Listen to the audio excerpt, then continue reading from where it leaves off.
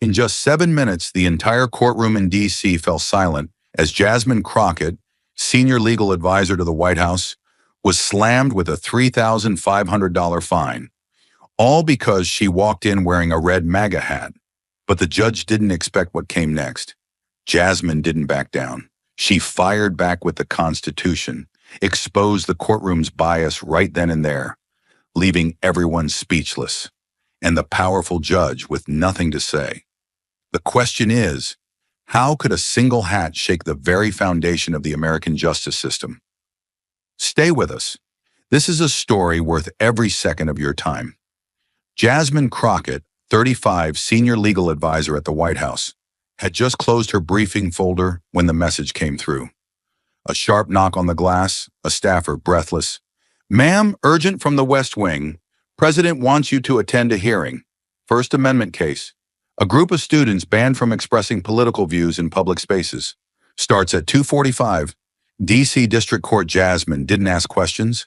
She stood, adjusted her blazer, and reached for the red MAGA hat resting on her desk. She didn't even think about removing it. That hat wasn't just headwear.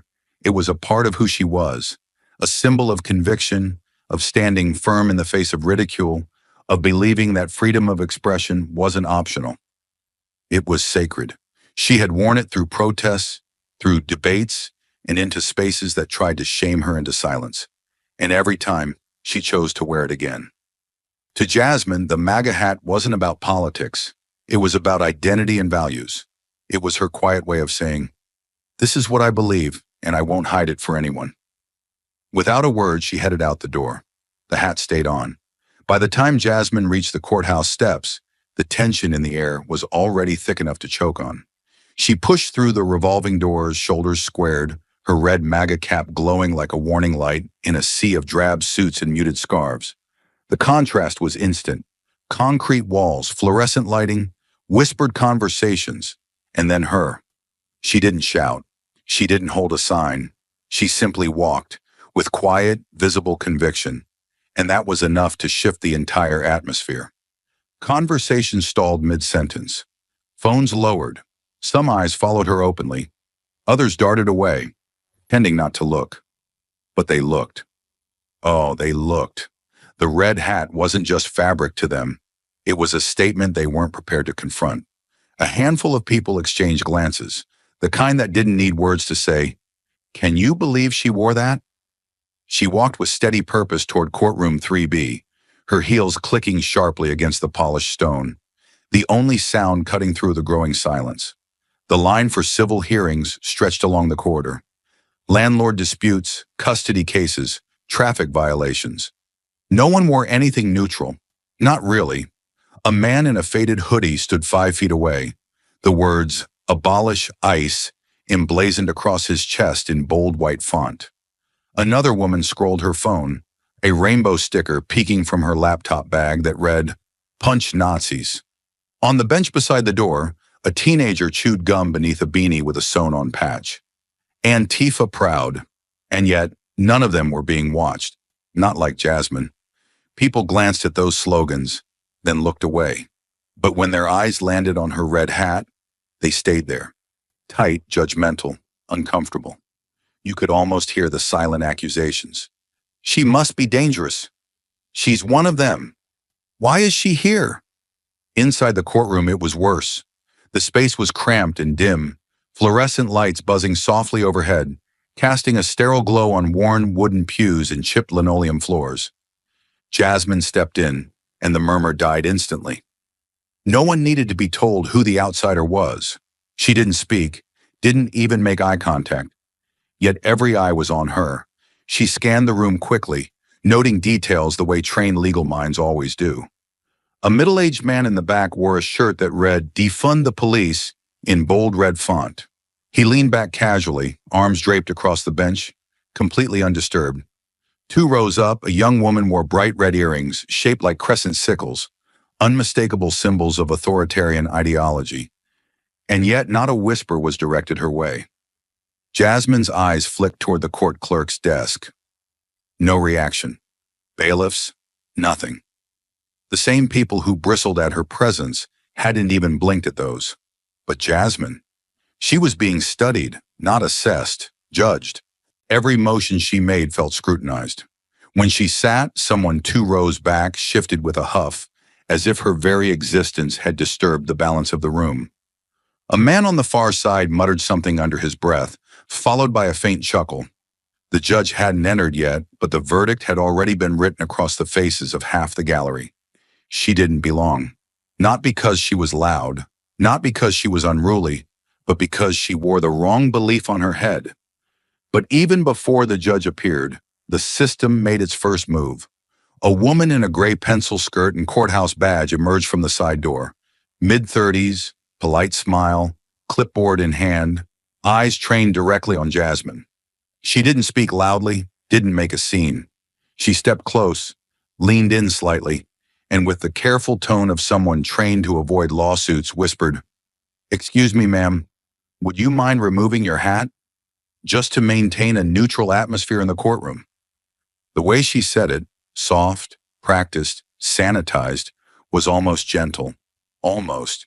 But Jasmine heard the message loud and clear. You're the problem in this room, not the man with the defund the police shirt, not the girl with sickle-shaped earrings, not the political slogans hidden in plain sight. Number, just the red hat. Just her. Jasmine turned to face the clerk, her expression calm but immovable. "This hat," she said clearly, voice low but firm, "isn't doing anything wrong." She didn't raise her tone. She didn't lash out, but her eyes didn't blink. "I'm here as a private citizen observing a public hearing. I have every right to wear it."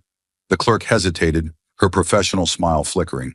She clearly hadn't expected pushback, not from someone so composed, so direct. But Jasmine didn't waver. The red hat remained firmly on her head, blazing under the overhead lights like a challenge hurled into the silent air. Around them, the tension climbed. No one intervened. No one defended her. Just glances, some nervous, some irritated, and a building silence that felt like a fuse inching toward ignition. The heavy door to the judge's chamber swung open with a metallic click, and in walked Judge Charles Hargrove, a figure carved straight from the granite walls he presided over.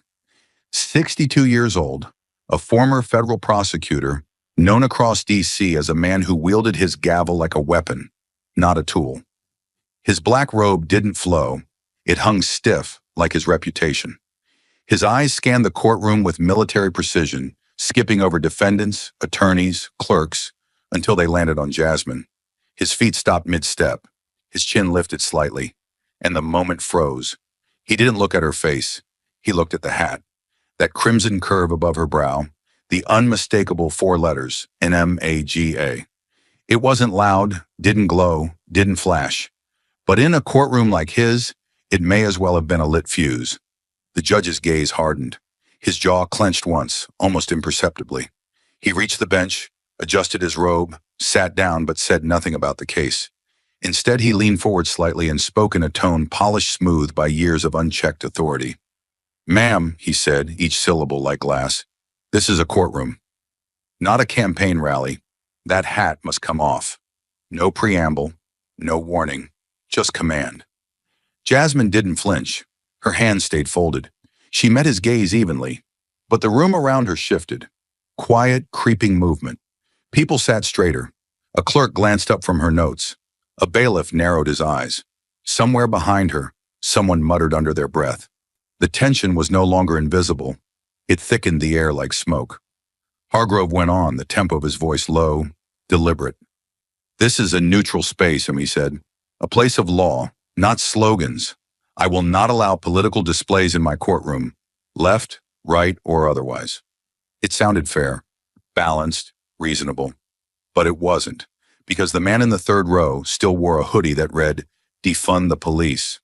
The woman in the front still wore red crescent earrings, bold and unapologetic. No one had spoken to them. No one had questioned their neutrality. Only Jasmine, only her hat, and she knew it. Everyone did. But no one said it out loud. It wasn't about order. It was about what kind of order he approved of. And Jasmine, by simply sitting, by simply existing with the wrong beliefs stitched in red thread, had just become his target. Jasmine remained standing, her posture upright but unthreatening, the red MAGA hat glowing under the harsh white lights like a silent indictment of the hypocrisy in the room. She took a breath, not to steady herself, but to make sure every word would land exactly where it needed to. "Your Honor," she said clearly, her voice neither raised nor trembling, "this hat is not causing any disruption. I haven't spoken out of turn. I haven't interfered with the proceedings. There's no posted rule in this courtroom, on the walls, in the code of conduct, or in your written guidelines, that prohibits the wearing of political attire." Her tone was calm, her language surgical. She wasn't grandstanding. She was stating the law, as if that still mattered here. "This is a public hearing. I am a private citizen, observing. Nothing more." And then it happened. Judge Hargrove slammed his gavel down. Not once, but twice. The crack rang out like a threat disguised as protocol. His voice didn't rise in volume, but it dropped into something far more dangerous: calculated dominance. "You will not correct me in my own courtroom," he hissed. "You may think you know the rules, but in this space, I am the rule. I am the law." The declaration was so stark, so raw, that it silenced even the gallery's whispers. It wasn't just an assertion of authority. It was a confession that justice here didn't rest on principle. It rested on him, his mood, his politics, his discomfort. And Jasmine? She had triggered every inch of his control.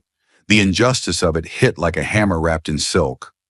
All around the room, other expressions of ideology sat untouched, unquestioned. The defund, the police shirt, the Antifa beanie, the radical pins and partisan stickers. None of them had been asked to leave. None of them had been told they were a threat to neutrality. But her hat was different, not because it was louder, not because it broke a rule, but because it dared to stand for something he didn't like. Because in his mind, neutrality meant conformity. Conformity meant keeping voices like hers silent. Jasmine didn't back down. She didn't raise her voice or retreat. She simply stood there, unmoving, steady, a woman alone in a room stacked against her, facing a man who thought his black robe gave him permission to rewrite the Constitution on a whim. She saw it in his eyes. This wasn't about law. This was about control. And if he could silence her, publicly, visibly, maybe he could remind the rest of them what happened when you stepped out of line. The room was holding its breath. And then he broke it like glass. Judge Hargrove gripped the gavel with white-knuckled tension, his jaw locked so tightly you could see the tendons straining along his neck. Without allowing Jasmine a second more to speak, without so much as acknowledging her right to respond, he brought the gavel down hard, once, twice, 3 times, until the cracks thundered like explosions in the silence. His voice exploded after it, sharp as steel, brittle with concealed rage. $3,500, contempt of court, effective immediately. He didn't explain. He didn't cite precedent. He didn't even allow a rebuttal. "No further argument. Sit down. This matter is closed." It was not a ruling. It was a retaliation. Just moments earlier, Jasmine had spoken, measured, respectful, but resolute. "Your Honor, I'm simply observing a public hearing," she said. "Wearing this hat isn't disorderly conduct. It doesn't violate your posted guidelines or any statute I'm aware of." Her voice never rose. She cited no party, made no speech. She stated facts. But Hargrove's eyes narrowed with every syllable, interpreting her calm clarity not as a defense, but as defiance. To him, knowledge was arrogance. Silence was provocation, and the truth was a personal insult. The words dropped like a grenade, and the room reacted in stunned waves. A woman in the back gasped aloud, her hand flying to her mouth. A public defender paused mid-note, blinking at his notepad like he had misheard. One man, older, worn jacket, gray beard, leaned toward the person next to him and muttered in disbelief, $3,000 for a hat?" His tone wasn't angry. It was haunted, as if he'd just seen the mask pulled off the system he had believed in his whole life. The whispers spread quickly, shocked, disoriented, bitter. No one applauded. No one agreed. Not even those who might have quietly disliked Jasmine's politics. Because deep down, everyone in that courtroom knew what had just happened. This wasn't about court decorum. This wasn't about disruption. This was about punishment without crime. She hadn't spoken out of turn. She hadn't disobeyed an order. She hadn't interrupted a case or insulted the court. She had sat quietly in public space, wearing a hat that others didn't like. And for that, she was being fined more than most people are for assault, theft, or perjury. Jasmine didn't flinch, didn't cry, didn't plead. She simply stood there, stone still, breathing slow, her eyes fixed on the judge with a silence louder than any protest. But the injustice was already seared into the room. The red hat hadn't disrupted the courtroom. It had exposed it. Jasmine didn't back down. She didn't hesitate. Calmly, deliberately, she raised her phone, held it high enough to be seen, steady in her hand like a weapon made of truth. Her voice rang out, clear and commanding.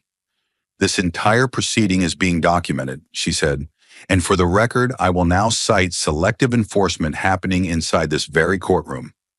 She turned, gaze sharp, finger pointing. "That man," she said, motioning to the second row, "is wearing a sweatshirt that says, 'Defund the police.' He hasn't been asked to remove it. No warning. No fine." Her voice didn't shake. It cut. She pivoted without pause. "And that woman, right there, those earrings are shaped like a red sickle, a political symbol by any definition. Yet she sits undisturbed." Jasmine's tone hardened. Her stance was unflinching, her voice a scalpel. "But me? I wear a hat. I sit silently. I observe. And I'm fined $3,500 for contempt?" She stepped forward, eyes locked on the judge. "This is not about courtroom neutrality. It's about suppressing one symbol. Mine." Then flatly, ruthlessly, "You didn't punish disruption. You punished belief." No one breathed. Even the judge for a moment looked like he'd forgotten how. The judge had tried to silence her, had fined her into submission. But Jasmine didn't sit, didn't retreat, and she certainly didn't apologize. Instead, with the gavel's echo still lingering, she stepped forward, slowly, deliberately, her heels clicking against the tile like gunshots. She raised a single sheet of paper, unfolded and already marked, as if she had known this moment would come. Her eyes locked on Judge Hargrove, not with fear, but with something far more dangerous. Total clarity. "Your Honor," she said, her voice cutting through the silence like glass through fabric.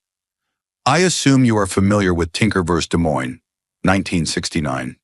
If not, allow me to remind you, because right now this courtroom seems in desperate need of remembering what the First Amendment actually means."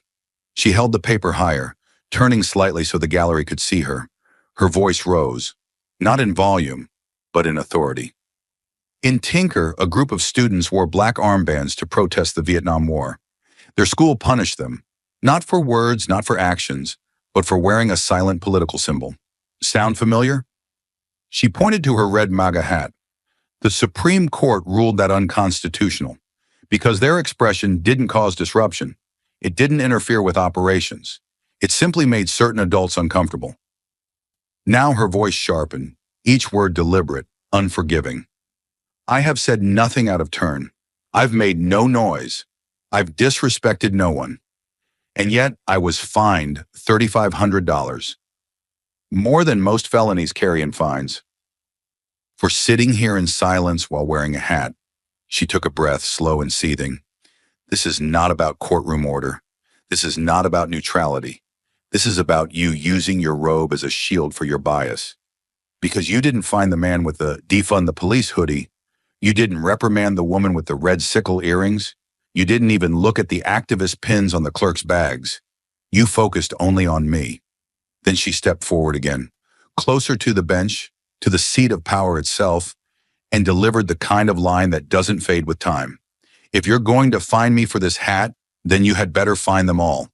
Every symbol, every slogan, every silent message. Because if you don't, then let me say this clearly. You are no longer enforcing the law. You are violating it." She didn't blink, didn't break. She stood taller. "You are violating my rights. You are violating the Constitution. You are violating the very principle you swore to uphold. And I don't care how many times you bang that gavel. You don't get to rewrite the First Amendment because of your personal politics. Murmurs exploded in the courtroom. One woman gasped. A man in the gallery muttered, "My God." But Jasmine wasn't finished. She held up her phone again, voice steel hard. "This is all recorded, every word, every fine you did or didn't issue. And this evidence will not die in this room. If you insist on punishing me, you'd better prepare to explain yourself. To the public, to the press, to the bar, and to the Constitution itself." Now the judge wasn't just flushed, he looked cornered. "Because I'm not just another citizen," she said. "I'm an officer of the law, a constitutional advisor, and you just tried to make an example out of me for following the very freedoms you are sworn to protect." She lowered her arms slowly, the phone still recording. The silence was deafening now. Not a soul shifted, not even the bailiff. Jasmine's words didn't just challenge the ruling, they burned it down. The courtroom had fallen silent, but outside the real noise was just beginning. No one knew exactly who leaked it. Some said it was a clerk. Others whispered it was a junior public defender with a conscience. But by 4:37 p.m., a 32-second vertical video surfaced on X. It wasn't professionally shot, just shaky footage from a phone, hidden behind a notepad. But it captured everything that mattered. Jasmine's voice, clear, fierce, unyielding. The judge's gavel, slamming like a war drum. The moment she declared, "If you punish me for this hat, punish them all. If you don't, you're violating the Constitution." That line hit the internet like a bullet. By 5:15 p.m., MAGA hat in court had cracked the top 20 trends. By 6 a.m., it was #1 in every major U.S. city. The clip was reposted by journalists, activists, influencers, veterans, even comedians. Left-wing outlets called it a moment of constitutional irony. Conservative pages called it warfare against belief. But the real explosion came not from pundits, but from the people. One post read, "I lost my factory job in Michigan for wearing a MAGA hat on break." This story brought tears to my eyes. Another from a former high school teacher in rural Iowa. "They told me to keep politics at home when I wore a red hat to the parent-teacher meeting. I never told my students who to vote for. I just believed in what it stood for." But it was the post from a retired Marine that cracked the sky. "I fought in Iraq, wore Kevlar every day, watched friends die for this flag. I never thought I'd have to fight again just to wear a damn hat in my own country." His photo, an old military portrait, side by side with him now in a worn MAGA cap, went viral. 1.3 million likes, 600,000 shares, and one caption that said it all: "Not just a hat, a right."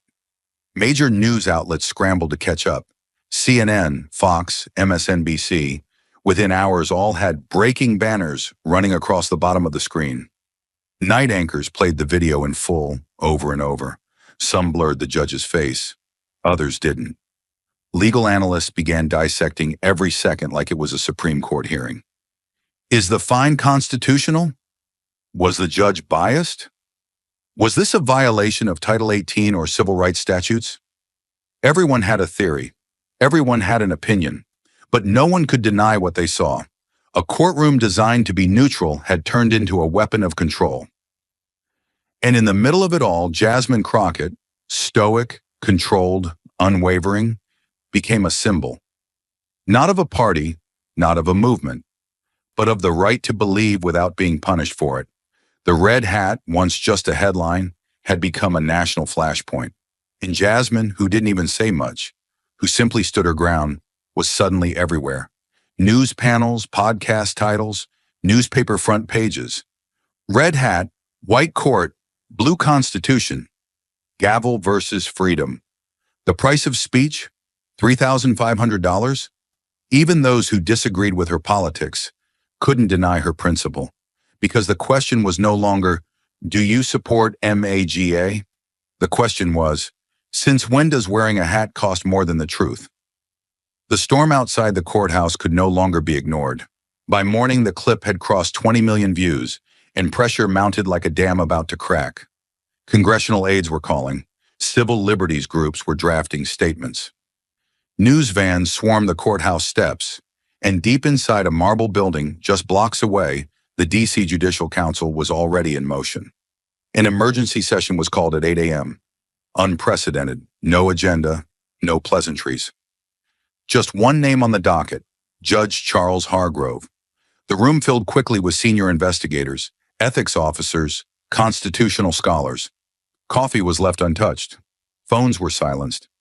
A red folder marked priority, civil rights complaint, landed in front of the lead investigator, Linda Farrell, a former federal prosecutor known for her zero tolerance toward judicial abuse. "We're not just talking optics," she began, her tone clipped and urgent.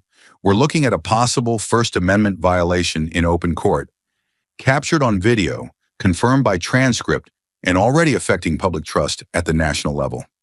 Around her, screens lit up with synchronized footage. Jasmine's words, the gavel strike, the stunned silence in the courtroom, and the moment that had become a national symbol of selective justice. "This isn't going away," another member muttered. Linda didn't blink. "No," she replied coldly. "It's only begun." The vote to launch a formal investigation passed unanimously, 10-0. The next order, pull Hargrove's case history. Every contempt charge, every courtroom dress code citation, every instance of discretionary punishment going back 5 years. They wanted patterns, they wanted names, and they wanted them now because the nation had seen enough. And now justice itself was on trial. The deeper the investigation went, the darker it became. By 12:32 p.m., the room was dead silent as Margaret Thompson, the courthouse's longest-serving clerk, stepped into the Judicial Council's chamber with something that felt more like a confession than a submission. She didn't come with a lawyer. She didn't come to speak publicly. She came with a journal, 12 years of ink, margins filled with moments she hadn't dared report until now. It was bound in cracked leather, the spine faded from years of quiet use. When she set it on the center table, it landed like a brick. "I knew something was wrong," she said, her voice barely above a whisper. "But it was never just one thing. It was patterns. And patterns don't scream. They whisper. Over years." The counsel leaned in. She opened the book. Her fingers were trembling slightly, but her words came sharper now, guided by long-harbored guilt. "This starts in 2012. First page, man fined for a red baseball cap. No noise, no disruption, just a hat." She flipped 3 pages. 2013, woman removed for MAGA lapel pin. Judge said it created tension in the room. Yet that same week, someone wore a t-shirt with "Abolish ICE" in bold red, and nothing happened. She kept turning, the entries quickening. March 5th, 2016. College student asked to remove MAGA beanie. No rule cited. August 14th, 2018. Vietnam vet in full silence asked to remove cap with flag and MAGA patch. When he refused, fined $250. January 10th, 2021. Man with rainbow sash allowed to testify. Woman with MAGA hat escorted out before roll call. Dozens, then hundreds. It wasn't just the hat, it was what the hat represented. And Margaret had tracked every instance the system pretended not to notice until it wanted to silence. Then came the second witness. James Wilson, senior bailiff, 15 years in Hargrove's courtroom, took the stand with a face pale but firm. His badge was polished, his testimony practiced, not rehearsed, but burned into memory. "I never wanted to believe it was bias," he began. "I thought the judge was just strict, harsh to everyone, until it started happening too often to ignore." He looked directly at the panel. "In 1 week, just last year, I watched him fine 3 different people, all for wearing MAGA hats. One was a janitor who'd walked in during lunch. One was a school teacher on jury duty. One was a 19-year-old who said nothing, just sat in the gallery. No shouting, no signs, just hats." He swallowed hard. The judge fined all of them. 200, 400, 600. No warnings, no questions. Just gone. The room didn't breathe. Wilson added, "But I've seen people walk in with t-shirts that say, 'Revolution Now,' with protest jewelry, with slogans that attacked entire institutions. And the judge? Nothing, not a word." Then Linda Farrell turned to the data analyst seated beside her. "Bring up the records." Within seconds, a screen lit up with case logs and infographics. There were heat maps, charts, time frames. Names were anonymized, but patterns blazed across the display. In bold red, 83% of political expression fines in Hargrove's courtroom over the past 7 years were issued against individuals wearing MAGA-affiliated apparel or accessories. 83%. Farrell leaned back slowly, processing the horror in silence. Then she spoke, quiet but surgical. This isn't courtroom discipline. This is targeted suppression, and it's not subtle. It's systematic. No one objected, because they couldn't. The journal, the witness, the numbers. It all pointed in one direction. Judge Hargrove had not been upholding neutrality.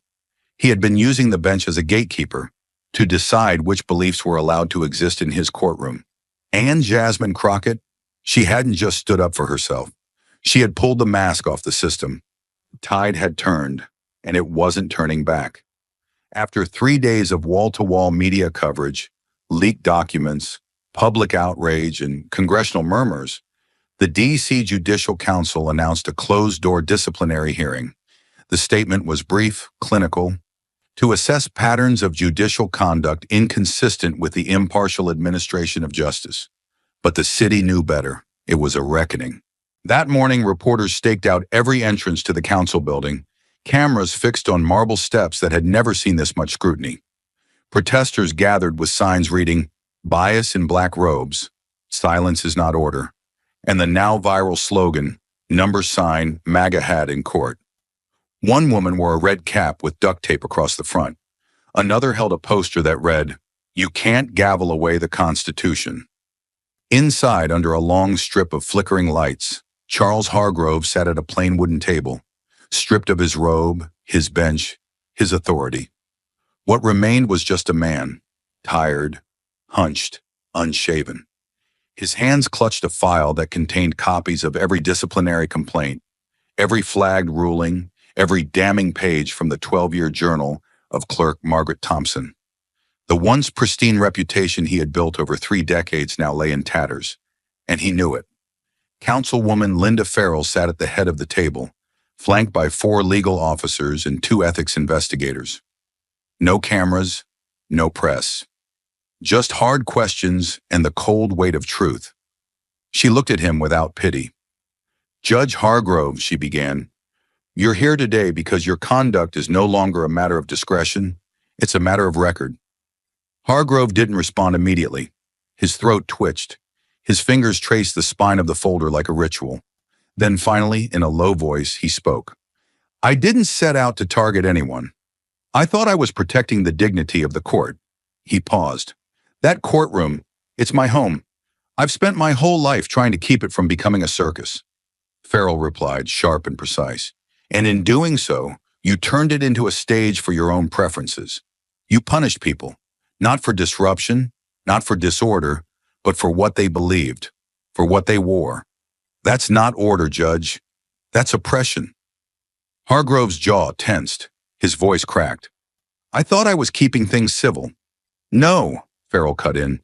"You were keeping things comfortable for yourself. You fined 3 people in 1 week for wearing MAGA hats. Not one of them spoke out of turn. Not one broke any written rule. And yet dozens of others walked into your courtroom with shirts, pins, jewelry, even signs that expressed their politics, and you said nothing." She let the words hang like a blade over the table. Hargrove swallowed.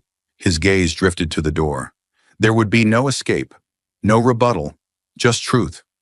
He exhaled slowly and said the words that, until that moment, he had only muttered to himself in the dark corners of his conscience.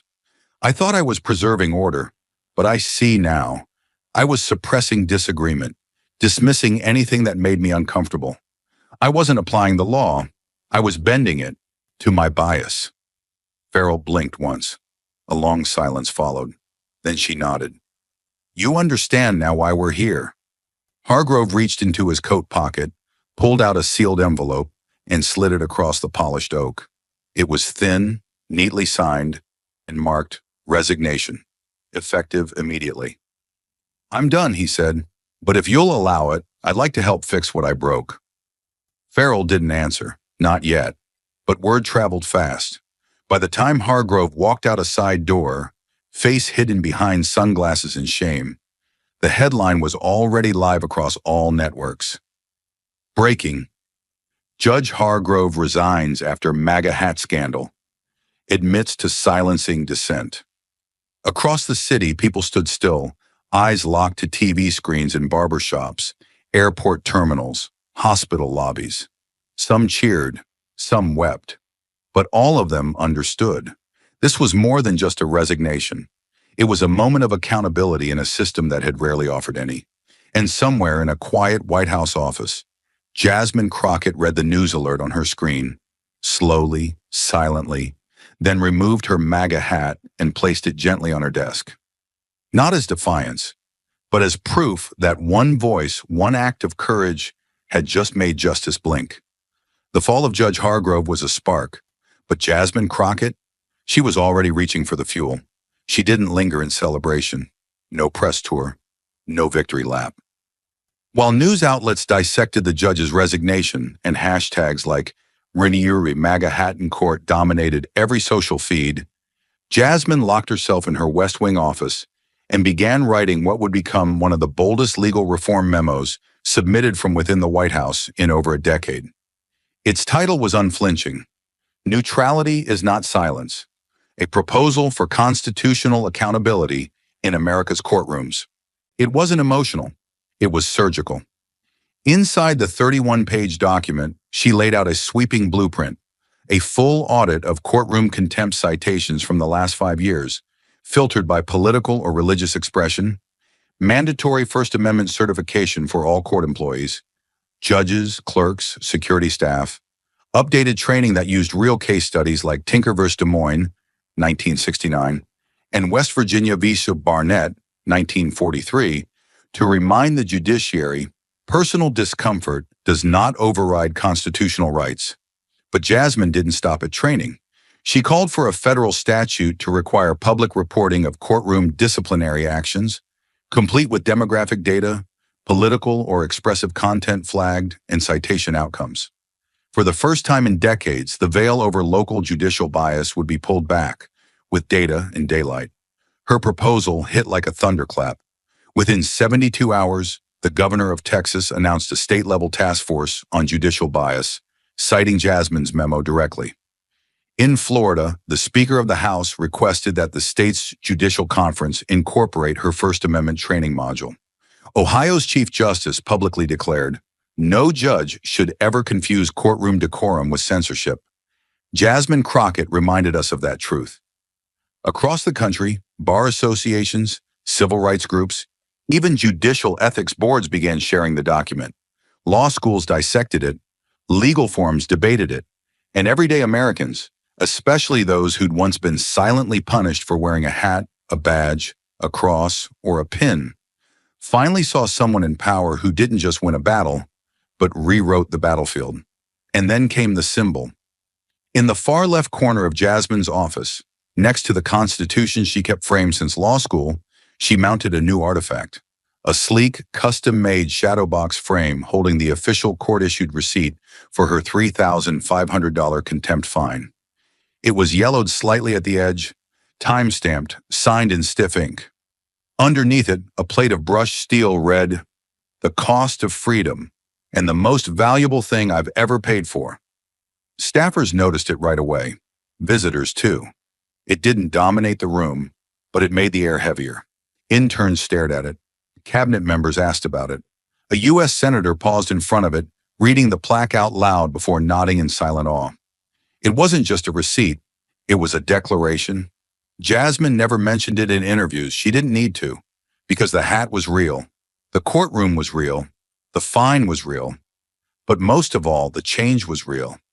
And for the first time in a long time, millions of Americans who had felt voiceless didn't. The sun dipped just above the trees as the crowd surged against the metal barricades, their chants pulsing like waves across the Virginia Capitol lawn. It was supposed to be just another policy summit, until her name was added to the agenda. Jasmine Crockett, the woman who stood up in court, the one who refused to remove her red MAGA hat and paid the price so no one else would have to. More than 5,000 people had traveled from as far as North Carolina and West Virginia to see her speak. Some wore red hats, others held signs. Many simply stood shoulder to shoulder, faces lifted to the stage like they were waiting for something bigger than politics, something righteous. The jumbotrons flickered, the feed went live, and then she stepped into the light. Jasmine didn't stride out like a celebrity or a politician. She walked slowly, steadily, with the poise of someone who knew exactly what this moment meant. She wore a plain navy blazer, no jewelry, no makeup beyond what the cameras required. But on her head, bold, unflinching, was the same red MAGA hat that Judge Hargrove had called a disruption. The crowd roared the moment they saw it. Flags waved, cameras flashed. A chant began. "We stand with Jasmine! We stand with Jasmine!" She stepped to the podium. No teleprompter, just a single mic, a copy of the Constitution in her left hand, the frame of her $3,500 fine folded in her right, and silence fell like a curtain. She began not with a shout, but with a calm that somehow carried farther than any roar. "I didn't stand up to protect a hat," she said, her voice clear and firm. "I stood up to protect your right to wear it, or not. I stood up for the right to believe something, anything, and not be punished for it." Murmurs swept the crowd. Hands tightened around flags. People leaned in. She continued, "In that courtroom, I didn't yell. I didn't argue. I didn't disrupt. I just wore a hat. And for that, I was silenced. I was fined. I was told I didn't belong." She paused, letting the silence speak. "And if it can happen to me, a constitutional lawyer, a federal official, imagine how easy it is to happen to someone without a title. A student, a trucker, a mother, a veteran." Gasps rippled through the audience. Then a hush. "I wasn't defending a slogan," she added, her voice beginning to rise like a wave. "I was defending the right to have one at all. Because when you take away the right to wear a belief, when you turn courtrooms into censors, then we're not in America anymore. We're just guests in a system that forgot who it works for." The crowd didn't just cheer, they exploded. Hands clapped. People stood on folding chairs. Some wept openly. Then Jasmine stepped forward and raised the frame fine. "This is the receipt for $3,500, not for breaking a law, but for refusing to break my principles." Another roar, deafening, and I paid it with pride. Because this, she pointed to the crowd, the flags, the children on shoulders, the veterans saluting from lawn chairs. This is what it bought. This moment, this movement, this truth. Free speech doesn't need permission. It only needs one person brave enough to protect it. And in that moment, as the cameras zoomed in, the broadcast went viral. On screens across the country, in bars and living rooms and airports, people saw not just a woman standing on a stage, but a symbol standing against silence. And through every television, every live stream, Jasmine Crockett's voice echoed, "I didn't come here to fight for a hat. I came to fight for the right to wear it, and if I have to stand alone to make that clear, then I will." Then she placed the framed fine on the podium and turned the MAGA hat backward, just long enough to show the words stenciled on the back. "We the people." The crowd didn't erupt this time. They stood, quiet, breathless, because something deeper had just been spoken.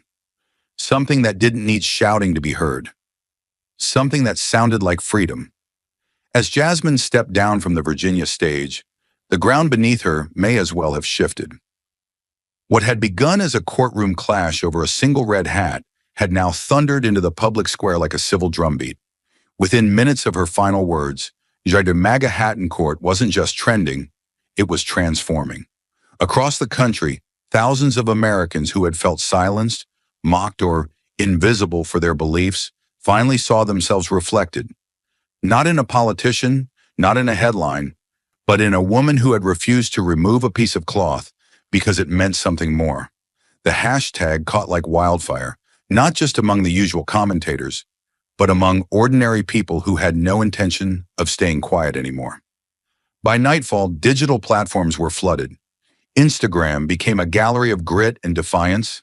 A coal miner in West Virginia, covered in soot, holding up a worn-out MAGA cap with the caption, "They told me to leave it in the truck. I wore it into the Union Hall." A second-grade teacher in Nevada posted a picture of her modest desk, a single button resting near her coffee mug that read, "Free to speak." Her post read, "I can teach the Constitution, I can't wear it?" X, formerly Twitter, became a battlefield of testimonies. A Latina store owner in San Antonio wrote, "I was told to take off my America First pin in a zoning hearing. I kept it on. They skipped my case." Underneath, hundreds responded with similar stories. Warnings, fines, scornful glances, doors closed, microphones cut. For years, people had bitten their tongues. Now they were typing with fire. But the moment that turned the hashtag into a movement came 36 hours later, when a video surfaced. An 82-year-old Navy veteran, seated in a wheelchair outside the Lincoln Memorial, wore a faded red hat tilted slightly back on his head. His voice, slow but unshaking, addressed the camera. "They told her to take off the hat," he said, looking directly into the lens. "She said no. They fined her. She paid. And then she made the whole country listen. I didn't fight in Korea, so judges could decide which thoughts are acceptable. I fought so this flag, this Constitution, meant something to all of us, not just some." He paused, then lifted a hand slowly, revealing a sign across his lap in bold, hand-painted letters. "This is America. No one tells me when to shut up." The clip went viral within hours. Over 8 million views on TikTok, 2 million shares on Facebook, retweeted by everyone from retired generals to Grammy-winning artists. Late-night hosts quoted it, journalists replayed it, and within days, something remarkable began to unfold offline. People started gathering in quiet places, on courthouse steps, at city halls, in front of their kids' schools, each wearing something small but unmistakable: a red hat, a lapel pin, a bracelet stitched with the First Amendment. Not because they agreed with Jasmine politically, many didn't, but because they understood the deeper principle that no belief should be punished for existing. In New Hampshire, a middle school held a Constitution Day where students were invited to wear a symbol of their beliefs, any belief. A Muslim girl wore her hijab and quoted Jasmine in her school speech. In Oklahoma, a church distributed rear MAGA Hatton Court stickers to its entire congregation. "It's not about the letters," the pastor said. "It's about the liberty." In Atlanta, a group of college students, Democrats, Republicans, Independents, stood outside their campus courtroom for an entire hour in silence, each holding a small sign that read simply, "We have the right." The words, "This is America. No one tells me to be quiet," had left the internet and entered the bloodstream of the culture. It was painted on murals, stitched into ball caps, printed on protest banners. And Jasmine's face, calm, firm, eyes locked forward, became the image next to the quote, not as a celebrity, but as a signal. The red hat had once divided. Now it testified. And through it all, Jasmine stayed mostly silent. No grand tours, no self-congratulations. But those who visited her office in the West Wing said she kept a file drawer open at all times, stuffed full of handwritten letters from strangers across the country. Some were one sentence long. "Thank you for not backing down." Others were pages deep, stories of people who had been silenced, suspended, sidelined, but who now had language for what they'd felt. All of them ended the same way, with a hat and a promise, and the phrase that united them all: "This is America. No one tells me to be quiet." The nation had changed, but institutions don't bend easily, not unless someone forces the weight of truth upon them. And Jasmine Crockett had done exactly that. 10 days after her historic speech in Virginia, Jasmine sat in her West Wing office, sifting through emails from civil liberties groups, law schools, even retired judges, some praising her courage, others challenging her interpretations, but all acknowledging one thing: she had forced the country to look at itself. Her $3,500 contempt fine had become more than a symbol. It was now a lever, prying open the doors of reform. The knock at the door came just after 4 p.m. Her aide entered quietly, face tense but bright. "Jasmine," she said, holding a sealed manila envelope with the U.S. Congress seal stamped across the top. "This just arrived from the Capitol. It's real." Jasmine took the envelope slowly, knowing full well what had been rumored for days. But now, here it was in her hands. She opened it with the quiet precision of a surgeon. Inside, a formal invitation, signed by the chair of the House Judiciary Committee and co-endorsed by two senators from opposite parties. It was official. They wanted her on the National Judicial Reform Commission. They weren't just asking for her opinion, they were asking for her seat at the table. The letter began with customary formality, but the second paragraph dropped like a hammer. We recognize that your recent experience in D.C. Superior Court has exposed critical deficiencies in the judiciary's understanding and application of constitutional protections related to political expression. Your voice is not only necessary, it is long overdue. For a long moment, she didn't say anything. She just sat back in her chair, envelope still in hand, and looked across the room to the framed court receipt mounted on her office wall.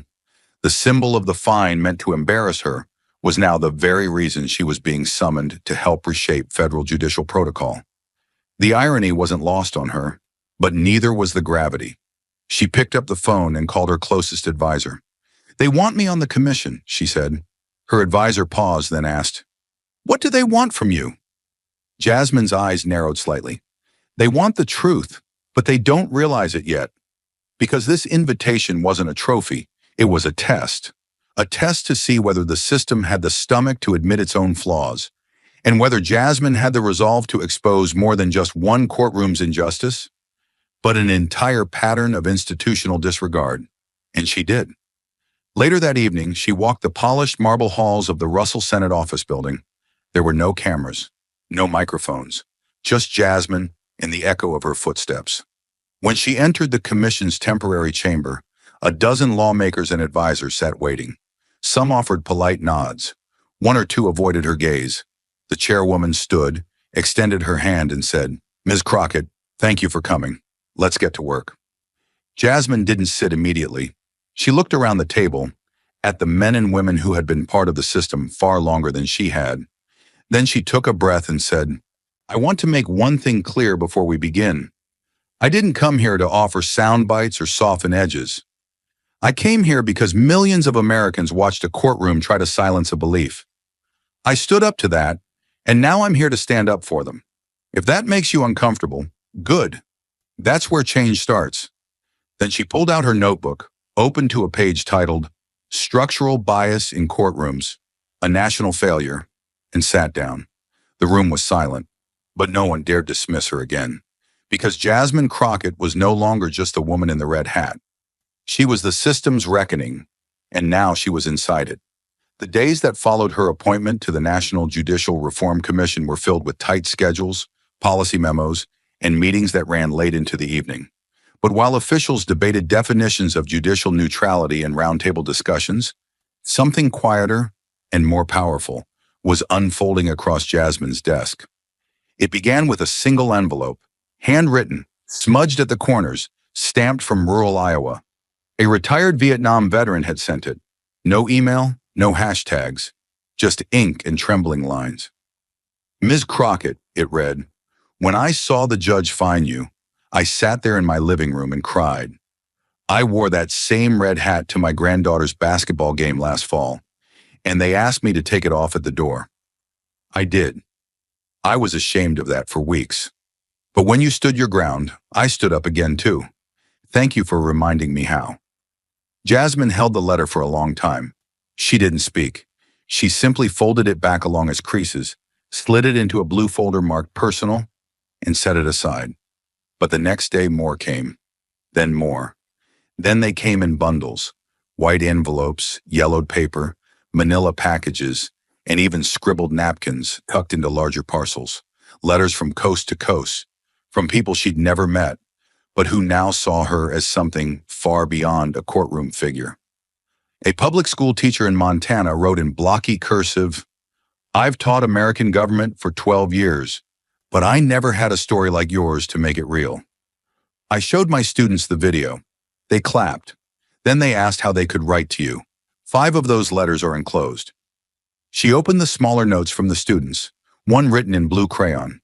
"You are brave like Rosa Parks. My dad wears a hat like yours. He was happy when you didn't take it off." A second-year law student at Howard University wrote pages, each word etched with fire and vulnerability. I walk into lecture halls with 1,000 questions about who I have to become to be taken seriously in the law. But after seeing you, MAGA hat, spine straight, voice clear, I realize I don't need to become anyone else. I can walk in as me, and that is revolutionary. Jasmine read each letter with care. Not just once, sometimes twice. She kept them stacked in neat bundles, tied with red string, inside a reclaimed cedar box someone had carved and mailed with no return address. Etched on the lid were the words, "Courage doesn't wait for permission." At night, when the Capitol lights dimmed and the pressure of reform meetings threatened to dull her clarity, Jasmine would open that box like a sacred ritual. She'd sit by the window of her office, the dome of the Capitol glowing in the distance, and reread the voices of the people. Letters from waitresses and welders, pastors and postal workers. Some furious, some weeping, some broken, but all defiant, all awakened. One letter hit her chest like thunder. It came from a former judge in Ohio, anonymous, unsigned, written on lined legal paper. I ruled cases for 27 years. I made mistakes I couldn't see, but after watching you in that courtroom, watching you outlaw a judge, I knew silence wasn't neutral anymore. It was complicity. I'm speaking up now because you reminded me what justice is supposed to feel like. She placed that one atop the others, because they weren't just fan mail. They weren't praise, they were proof. Proof that her stand in that courtroom hadn't just changed policy, it had cracked open a national conscience. These weren't just supporters, they were witnesses. They were proof that when one person refuses to bow, others begin to rise. And Jasmine Crockett, seated in her White House office, reading through the words of strangers who now saw themselves in her, understood something she hadn't allowed herself to before. This fight wasn't hers anymore. It belonged to the nation now. The training room wasn't large, just 4 rows of government-issued folding desks, a blank whiteboard, and the soft whir of an old ventilation fan overhead. No podium, no gavel, no bailiff to command the room. But when Charles Hargrove stepped through the side door, all eyes turned to him. He wasn't wearing the black robe anymore. He hadn't worn it since the day he resigned. Instead, he carried himself in a subdued gray suit and a pair of well-worn leather shoes that scuffed against the linoleum floor with each step. His hands trembled slightly as he placed a stack of papers on the desk. Notes he had rewritten 4 times, though he wasn't sure he'd use them. There were 22 participants in the course, a mix of young judges, public defenders, court clerks, and judicial aides. They had come for a seminar titled Justice and Implicit Bias in American Courtrooms. Few expected that the man leading it would be the same judge who had once gone viral for silencing a woman over a hat. He stood in silence for a moment, facing the whiteboard where his name had been hastily written in dry erase marker. Charles Hargrove, guest instructor. Someone had added a question mark after instructor and then rubbed it out, but the shadow of the ink was still visible. He took a deep breath and faced the room. "I know who you think I am," he began, his voice low but steady, "and you're not wrong." A few in the room shifted in their seats. One trainee, a young black clerk from Baltimore, folded her arms, guarded. Another, a Latino law graduate from Houston, leaned forward, pen poised above his notepad. They weren't here for platitudes. They were here for honesty. "I spent 30 years behind the bench," Hargrove continued, hands lightly resting on the desk's edge. "In those years, I fined more people than I could count. I prided myself on order, on discipline, on keeping things quiet." He paused. "But silence isn't always justice. Sometimes silence is just fear, dressed up in robes and hiding behind a gavel." The room grew still. "Some months ago, I ordered a woman to remove a hat in my courtroom, a red hat. She refused. I told myself it was about neutrality, about preserving the dignity of the court. But the truth is, it wasn't about the hat. It was about me, about my discomfort with what it symbolized. And I punished her for making me face it." His jaw tightened, but his voice didn't waver. "That woman, Jasmine Crockett, didn't just refuse to comply. She challenged the very ground I stood on. She cited law, she cited precedent, she cited history. And for the first time in decades, I realized I was the one violating the oath I swore to uphold. He let the words hang in the air. A few trainees exchanged glances. Others stared straight ahead, processing. She taught me something I should have learned years ago. Justice doesn't begin when you bang a gavel or call the court to order. It begins when you listen to someone who makes you uncomfortable, and keep listening. He stepped slowly from behind the desk, now walking toward the whiteboard, where he picked up a marker and wrote in large capital letters, "Listening is the start of justice." He turned back to the class. "I used to force people to be quiet," he said, softer now. "Jasmine Crockett taught me that justice begins the moment we stop doing that." There was no applause, no gas, just silence, the kind that comes when people realize they're witnessing something rare. A man confronting the wreckage of his own power, not to reclaim it, but to make amends. In that moment, Charles Hargrove wasn't a former judge trying to save face. He was a citizen trying to rebuild his soul. And for the first time in his life, he wasn't teaching from authority. He was teaching from truth. The White House stood still under the amber glow of the evening sky. The city below hummed with the usual buzz of late-day traffic, but up on the second-floor balcony facing Lafayette Park, it was quiet, eerily quiet, as if the air itself were holding its breath. Jasmine Crockett stepped out alone, her heels clicking gently on the marble floor, each step echoing not just through the stone, but through everything she had endured over the past few months. The sun was descending behind the Capitol dome, casting long golden rays across the horizon like spotlights on a stage built for one final act. In her hand, she held it, not tucked away, not hidden in shame, but raised open, deliberate, the red MAGA hat, the same one that drew stares the moment she entered the courthouse, the one a federal judge had tried to criminalize, the one that nearly cost her reputation, her credibility, her voice, and yet it had become her armor, her protest, her flag. She didn't wear it on her head this time. She didn't need to. The message had already been delivered to every corner of the country and received. Behind her, the final judicial reform proposal, now officially named the Crockett Standard, sat approved and sealed on her desk. The bill mandated that every court in the nation adopt a First Amendment compliance review system and require training in viewpoint neutrality. But she wasn't thinking about policy at that moment. She was thinking about the weight of fabric in her hand and what it had survived. That hat had endured a courtroom fine larger than some people's rent. It had been called disruptive, inflammatory, disrespectful. It had nearly been stripped from her under the guise of order. But it remained, because she remained. And now the hat had changed meaning, not by design, but by resistance. What had once been a lightning rod for controversy had become a mirror, reflecting back the insecurities, fears, and biases of those who claim neutrality while silencing voices they didn't like. Jasmine didn't change the meaning of the hat. She revealed what it could mean when carried with principle instead of propaganda. She hadn't defended the hat. She had defended the right to wear it, the right to speak, to dissent, to be seen. Down below, the city lights flickered on, one by one. Somewhere across the river, a group of law students at Georgetown were watching the footage of her court case again, dissecting every constitutional argument she'd made. In a diner in Texas, a single mother hung a printout of Jasmine's final courtroom quote on the wall above her son's homework desk. In Ohio, a courthouse janitor replaced the break room bulletin board photo of a former chief judge with a screenshot of Jasmine holding up the red hat. Not as a political endorsement, but as a reminder. That speech she gave weeks ago still echoed in headlines. "I didn't stand up to protect a hat. I stood up to protect the right to wear it, whether you agree with me or not." Tonight, standing in the open air, with the weight of Washington behind her and the symbol of the fight in her grasp, she didn't need an audience. The movement had already begun. She could feel it in the hundreds of letters she received weekly. She saw it in hashtags, in protest signs, in the quiet nods from staffers who used to pass her in silence. She knew now without doubt that the MAGA hat she once wore into court wasn't just about politics.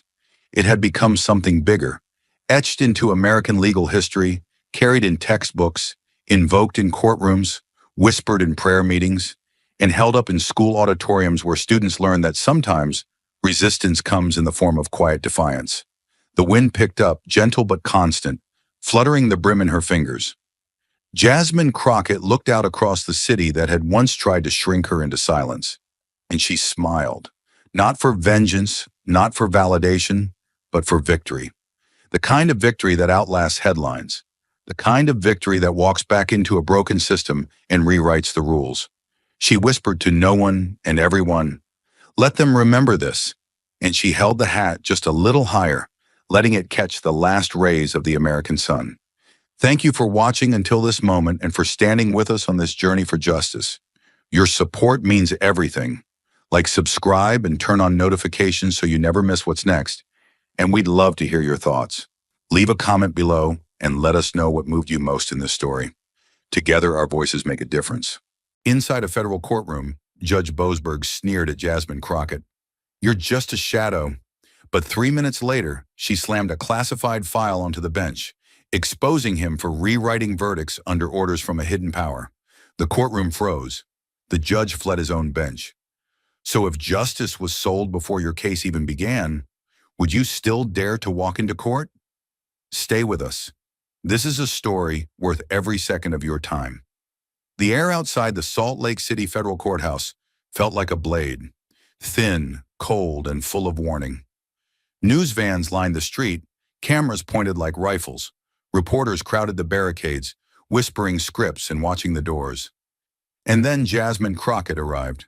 She stepped out of a black SUV in a dark suit, holding a briefcase, her expression unreadable. No smiles, no hesitation, just quiet determination.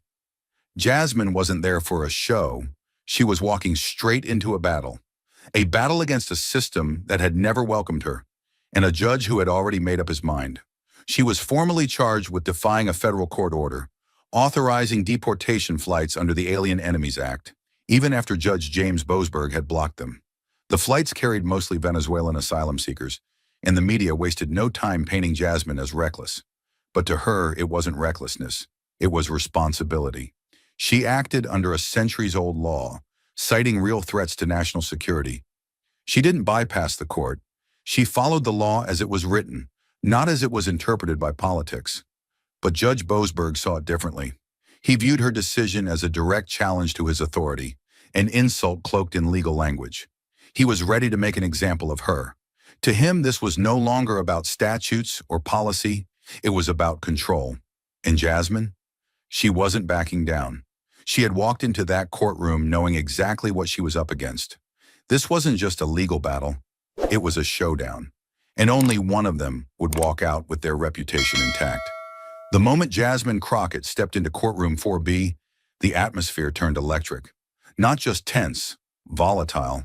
The room felt like it was holding its breath, waiting for something to explode. Judge James Boasberg sat perched high on the bench, but he wasn't calm. Not this time. His face was taut with barely disguised fury. He didn't bother with the niceties. "Ms. Crockett," he barked, voice laced with contempt. "You didn't bend this court's order. You obliterated it. You authorized flights that were explicitly forbidden under federal injunction. You defied my ruling in the full light of day. What part of restraining order did you not understand?" His words slammed across the courtroom like hammer strikes. This wasn't a reprimand. It was a public execution. His eyes narrowed and his voice rose with every sentence. This isn't just arrogance. It's insubordination. Do you think because you advise the White House, you're untouchable? Do you believe you're above the law? Jasmine stood still, jaw set, eyes locked on him like a sniper lining up a shot. She didn't flinch. She didn't retreat. When she finally spoke, her voice was like fire wrapped in ice, controlled but burning with power. "No, Your Honor," she said, her tone cutting through the tension like a blade. "But I also don't believe the law bows to a robe that forgets its purpose." The room gasped. Her words struck like lightning. "We acted within the bounds of federal authority, not within the confines of political theater." She stepped forward, her voice rising. "The Alien Enemies Act is law. It's inconvenient, it's old, but it stands, and it grants the federal government emergency powers in times of national threat. I didn't break your order. I enforced the statute when others froze behind bureaucracy. Her gaze was unflinching. You don't get to rewrite history, Judge. You issued a pause. We responded to a fire. Boasberg shot to his feet. The gavel cracked against the wood, echoing like a gunshot. You are out of line, he roared. This court is not a platform for your political theater. His face was red, fists clenched at his sides. You turned due process into an ambush. You hijacked federal authority for your own agenda. This isn't national security. It's defiance dressed up in legalese. But Jasmine didn't back down an inch. She leaned in, her voice low but deadly.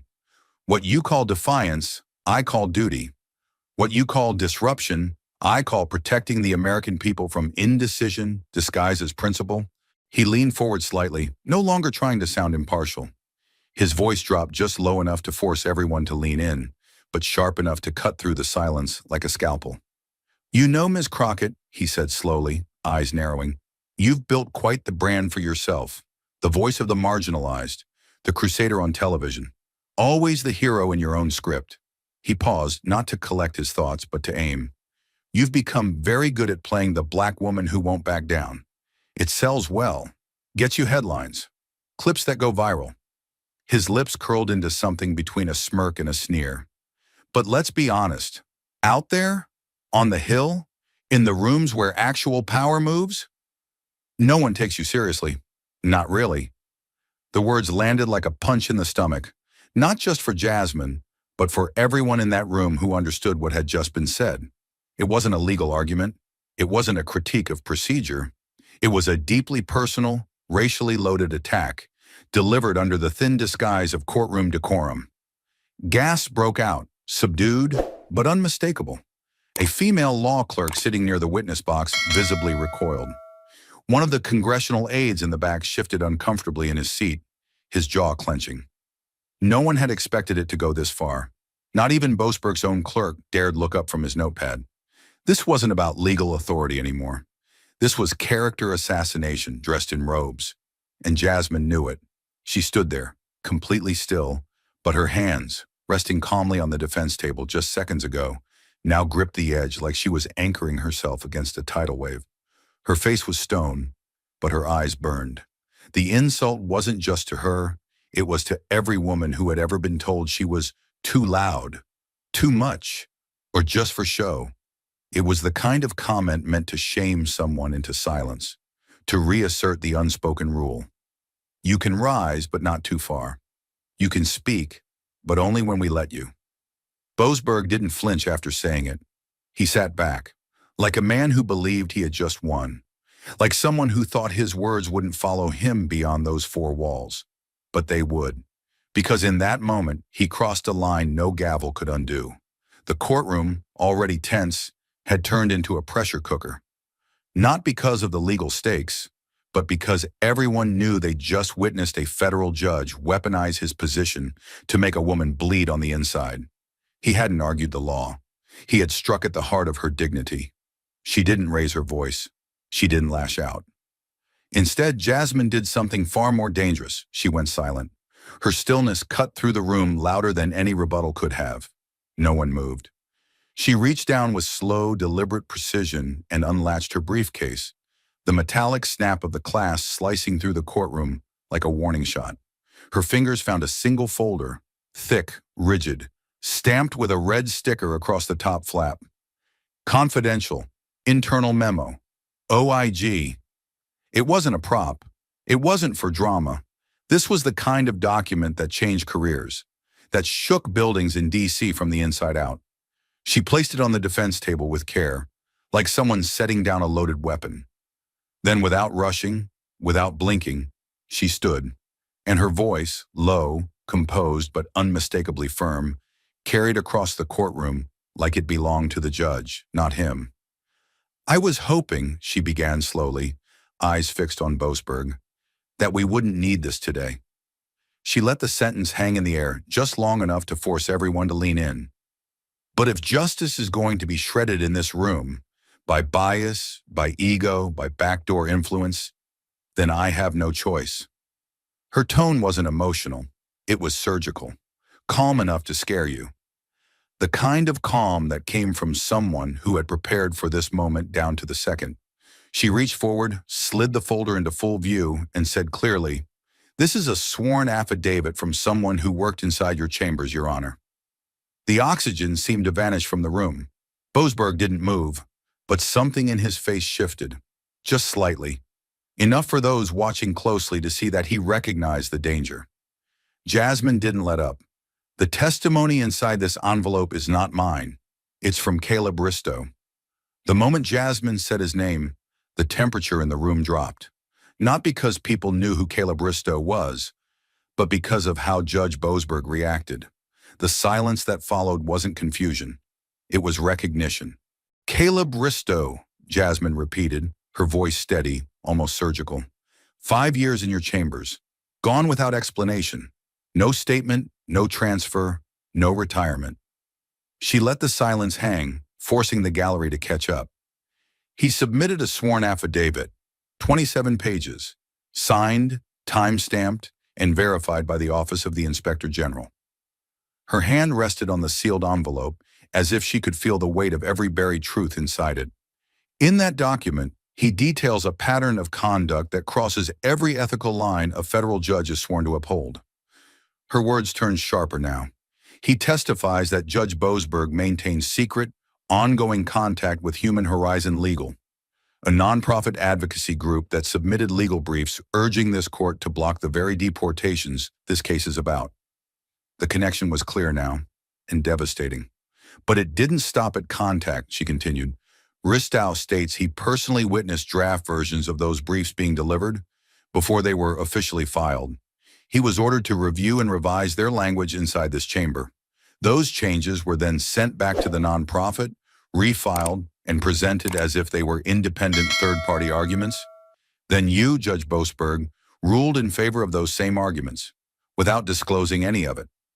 Gas rippled through the gallery. This wasn't abstract anymore. This was cause and effect. Hidden coordination between a judge and an outside group, leading to a ruling that directly punished Jasmine for following a law that had been lawfully applied. "This case," Jasmine said slowly, "this charge against me, rests on a restraining order that may have been influenced by arguments you helped shape, that you helped write, behind closed doors, off the record, with an advocacy group that had every reason to sway this court." She didn't raise her voice, but it cut like glass. "That is not impartiality. That is not justice. That is influence. That is a rigged decision passed off as law." She stepped forward now, each word deliberate. Caleb Ristow tracked the edits. He logged the file access history. He noted the calendar invites marked as outreach, conveniently timed the night before filings from Human Horizon Legal appeared. And he saved every version, every edit, every IP address used. Now the courtroom was holding its breath. If this restraining order, this very order, was based on arguments shaped in advance by a judge working with one side behind the scenes, she said, then this isn't a violation hearing. It's a cover-up hearing. And the moment she said it, the walls of the courtroom felt smaller, tighter, like truth had sucked the oxygen straight from the room. The evidence was on the record now, tangible, verified, damning. Jasmine had spoken her truth without raising her voice, and the silence that followed wasn't relief. It was collapse. For several long, motionless seconds, courtroom 4B became a vacuum. Not a breath, not a shuffle, not a single sound broke through the sudden paralysis. It was as if every person in that room had simultaneously forgotten how to move. The press gallery sat like mannequins, cameras frozen mid-focus, fingers hovering over record buttons that no one had the nerve to press. One of the junior attorneys near the back had his mouth half open, as if he'd started to whisper something to his colleague, and then realized there were no more words left to say. All attention locked on Boasberg, but he didn't return a single glance. He didn't blink. His fingers, once firmly pressed into the wood of the bench, now curled slightly, trembling, just enough for those watching closely to see he was unraveling. His jaw tensed, then shifted. His nostrils flared. And for the first time in his long career behind the bench, he looked like a man who desperately wanted to be anywhere else. Jasmine didn't say a word. She didn't need to. The envelope lay still on the table beside her, like a live wire, humming with everything unspoken. Boasberg inhaled through his nose, shallow, uneven. Then he leaned toward the microphone, not with authority, but with mechanical detachment. "The court will recess," he said, barely louder than a whisper. His voice cracked at the end, a sliver of human fear escaping from the fortress he'd built for decades. He didn't offer a reason. He didn't even pretend it was procedural.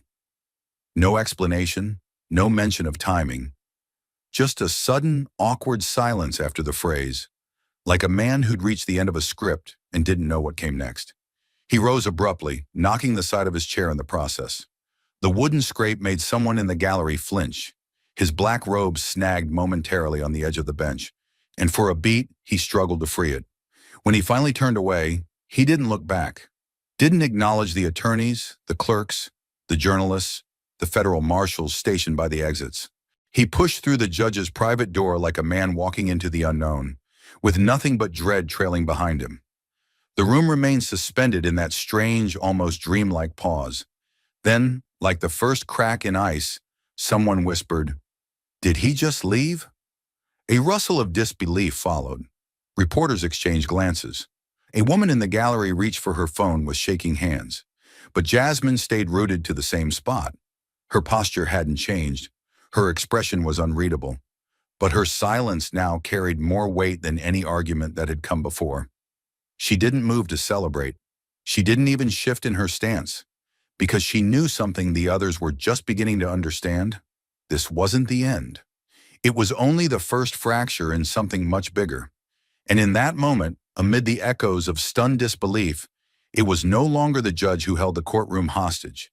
It was the truth, and the woman who refused to let it stay buried. The courtroom had just seen a storm crack open, but what most people didn't know was that this storm had been building quietly. One file, one whisper, one betrayal at a time. And only one man had the courage to document it all: Caleb Bristow. Caleb Bristow was 36 years old, quiet, careful. He didn't chase attention. He chased order, legal logic, proper process, the rules of justice. For 5 years, he worked as a clerk inside Judge Boasberg's office. His job was simple: help manage case files, track legal research, and support the judge behind the scenes. But what he started seeing didn't look like justice. It looked like something else entirely. It began with drafts. Legal documents from a nonprofit group called Human Horizon Legal started showing up early, before they were officially filed in court. They were supposed to be outside submissions, but Boasberg's office was editing them first, changing the language, rewriting whole sections, and then days later, those same briefs would be filed publicly, using the exact words that had been changed inside the judge's chambers. At first, Caleb thought it might be a mistake, but the pattern kept repeating, over and over again. Then came the meetings. Strange ones, private, off the record. Caleb saw people like Leonora Fetch, the lead lawyer for Human Horizon Legal, and Bernard Weil, a powerful political donor tied to immigration policy, entering the judge's office. They weren't on the court calendar. They weren't part of any official hearing, but they kept showing up. And one day, Caleb overheard something he couldn't forget. He had gone back to grab a file late at night. Just outside the judge's door, he heard Boasberg say to Bernard Weil, "Give me language that can survive legal scrutiny, and I'll give it weight." That wasn't law. That was a deal. From that night forward, Caleb started writing everything down. He tracked when the drafts came in, who edited them, how the language changed. He saved copies of each version.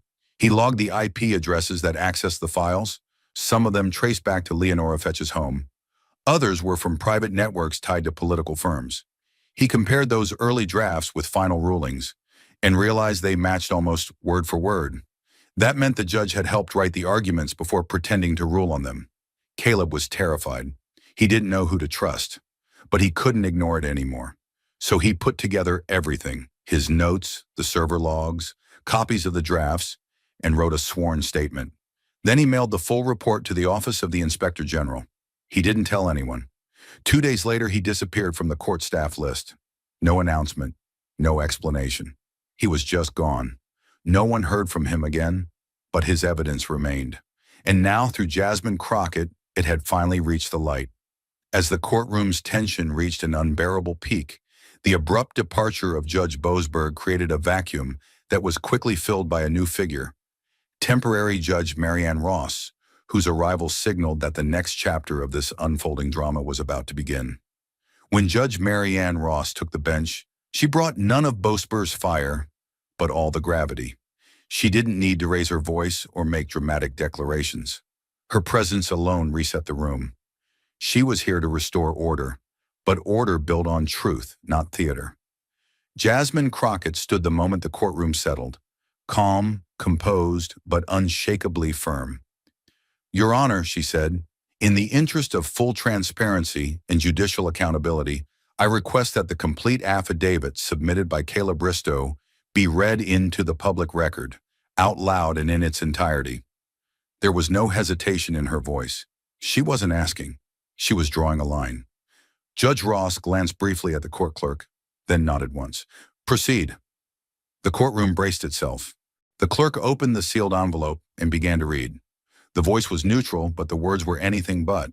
The first section detailed irregular access to court computers, times when someone logged into Judge Boasberg's internal case system using computers outside the courthouse.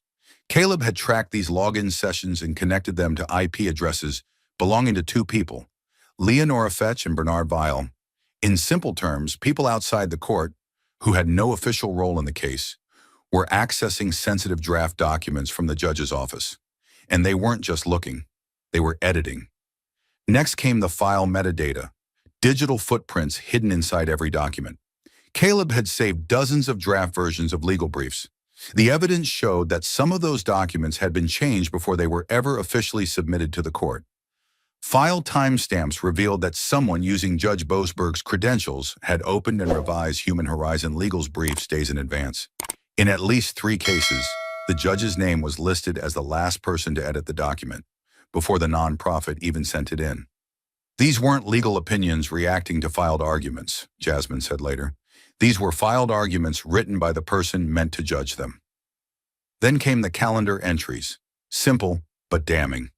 Caleb had taken screenshots of Judge Boasberg's private schedule. Repeated entries were labeled with vague terms like community partner meeting or policy sync. But those meetings always happened one day before Human Horizon Legal submitted their filings, and always with the same guests, Fetch, Weil, or someone from their legal team. No records, no transparency, just quiet, off-the-record strategy meetings inside a federal judge's chambers. "I asked once if I should sit in on those meetings," Caleb wrote. "I was told flatly that won't be necessary." As the clerk continued to read, the gallery leaned forward, stunned. This wasn't speculation. This was proof. Clear, simple, and impossible to ignore. Every timestamp, every file version, every meeting note was now part of the official court record. What had once been hidden in private drives and hushed corridors was now echoing off the walls of courtroom 4B. Jasmine stood motionless, arms crossed, eyes forward, while the courtroom slowly realized. This wasn't just a defense strategy. It was a bombshell, one that no judge, no matter how powerful, could bury. And as the final page of the affidavit was read aloud, one truth remained undeniable. This was no longer about a deportation order. It was about a court that had been compromised from the inside. The last words of Caleb Bristow's affidavit had barely left the clerk's mouth, but their impact could be felt like an aftershock rolling through the walls. The courtroom was frozen in a kind of suspended disbelief, caught between silence and something far more explosive. From the rear of the courtroom, a voice rose, not loud but firm enough to slice through the tension.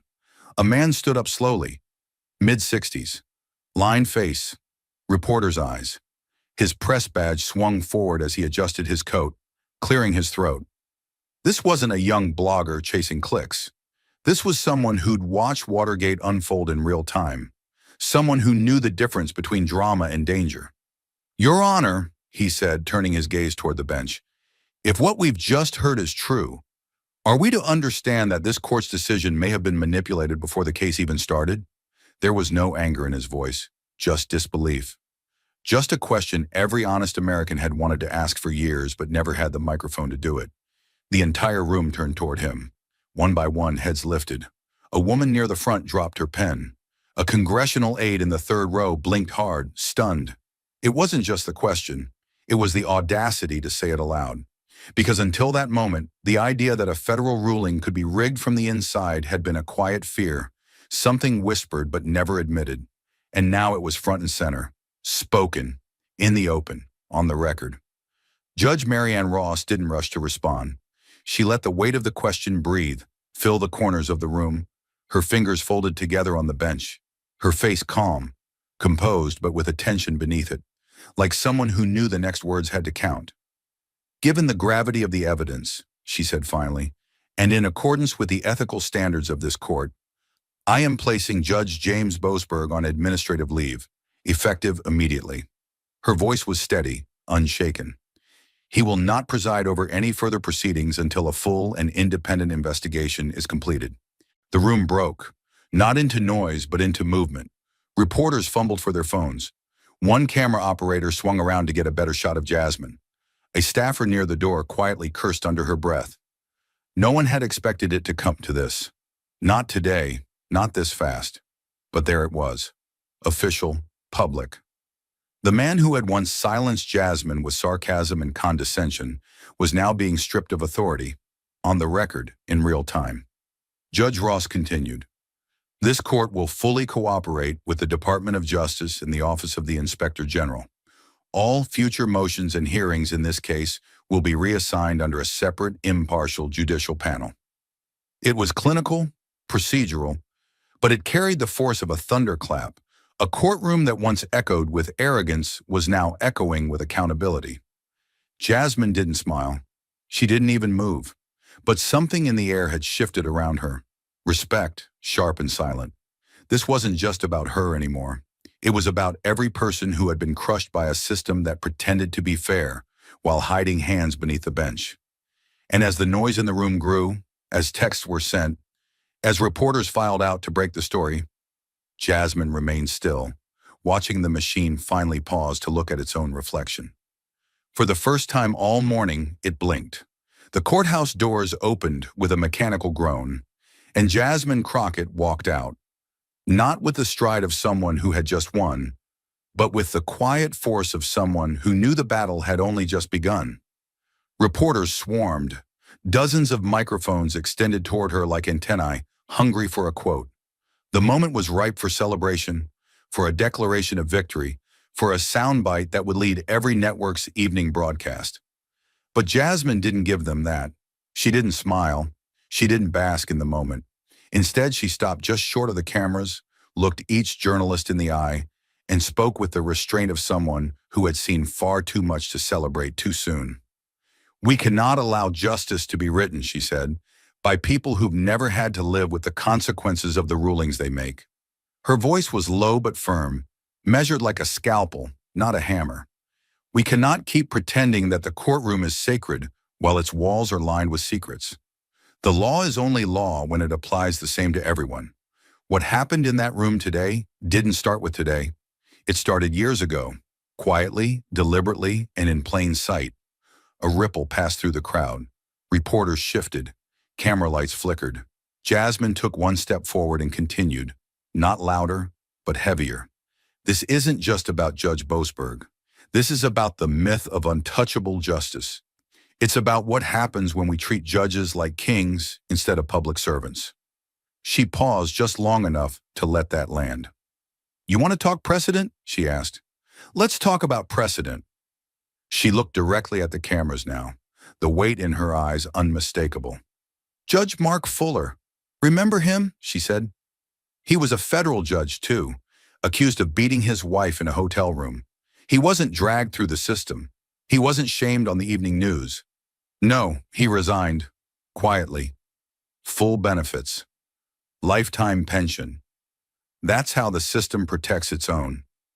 A murmur of recognition swept through the reporters. "But contrast that," Jasmine said, "with what happened to Judge Tracy Hunter." Her voice sharpened. "A black woman, a juvenile court judge in Ohio. She questioned sentencing disparities. She fought back when power moved in the shadows. And what did they do? They dragged her from her own courtroom in handcuffs while she still wore the robe. She looked around slowly. Her crime? Signing a document that allegedly helped a juvenile avoid unjust punishment. A document that wasn't even proven to cause harm. They destroyed her career, her reputation, her freedom, because she refused to look the other way. By now, even the press had gone quiet. Phones still recording, fingers still typing, but no one dared interrupt. Jasmine had taken control of the moment, not through noise, but with the kind of truth people feel in their chest. "We need to stop pretending the judicial system is immune to bias," she said, her tone slower now, more deliberate. "When rulings are shaped in private meetings, when nonprofit advisors write legal arguments before the hearing even begins, when judges take sides long before the evidence is heard, that's not a courtroom. That's a script. And the people? We're not part of the cast. We're just the audience, watching power perform." She let the silence settle again. Then came the final blow. "Justice," she said, "isn't what's written in the decision. It's who was allowed to write it. And if that part of the process is compromised, then the whole verdict is a lie." Jasmine took a step back. She didn't take questions. She didn't wait for applause. She had come to speak. And she had spoken, not for the cameras, but for every person who had ever walked into a courtroom already sentenced by silence, status, or skin. And for the first time in a long time, the world was finally listening. Jasmine's words outside the courthouse didn't just shake the public. They rattled Washington. And Washington, when cornered, doesn't apologize. It moves, quietly, quickly, and with the full weight of power. And this time, it moved straight toward her. 3 days after Judge Boasberg's suspension, Jasmine Crockett received a formal letter from the House Oversight Committee. She was summoned to testify under oath at a special joint hearing titled Judicial Ethics, Public Trust, and the Case for Transparency. The timing was no coincidence. Her name was already burning through headlines, her speech outside the courthouse had gone viral, and a nation that once dismissed courtroom corruption as conspiracy was now staring it in the face. The hearing would be live-streamed to millions. She wasn't walking into a hearing. She was walking into history. The morning of her appearance, the Capitol felt different, tighter, swallowed in the kind of tension you only feel before something irreversible. Jasmine entered the hearing room flanked by 2 aides, dressed not for war, but for clarity. Her navy suit was simple. Her binder was full. Her expression was bulletproof. The crowd inside was a minefield. Supporters, skeptics, and political vultures all sitting shoulder to shoulder, waiting to see whether she would flinch. She didn't. The chairman, a veteran congressman from Ohio, opened with procedural remarks. Polite, controlled. But beneath the surface, you could feel the unease. What she was about to say wasn't going to fit neatly into talking points. "Ms. Crockett," he said into the mic, "you may begin." Jasmine didn't waste time. "I'm here today not just as a lawyer," she began, "but as someone who stood inside a courtroom where the rules had already been broken before I ever walked in. What we're dealing with isn't an isolated case. It's a culture of silence, a structure that protects itself, not the people."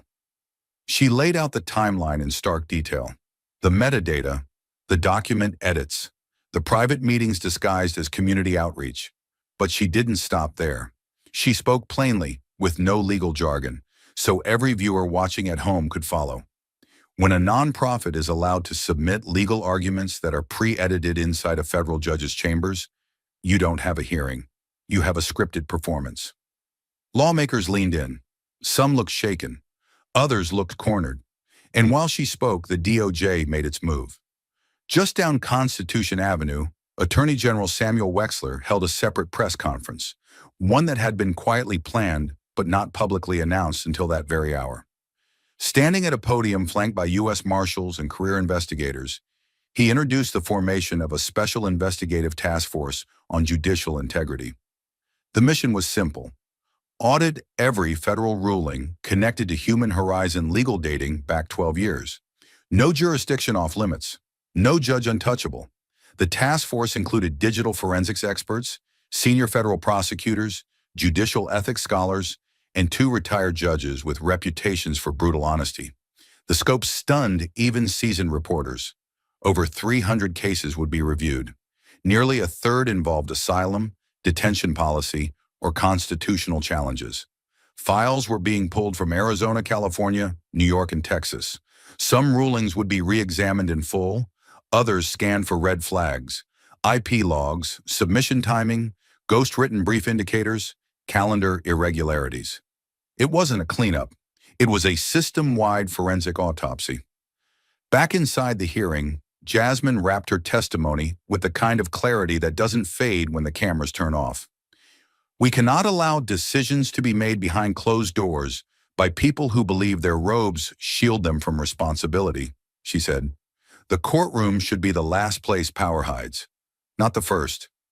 One congresswoman wiped her eyes. Another, until now silent, whispered something to her aide and requested additional speaking time. And across the country, something rare happened. People listened, because it was no longer about Jasmine Crockett.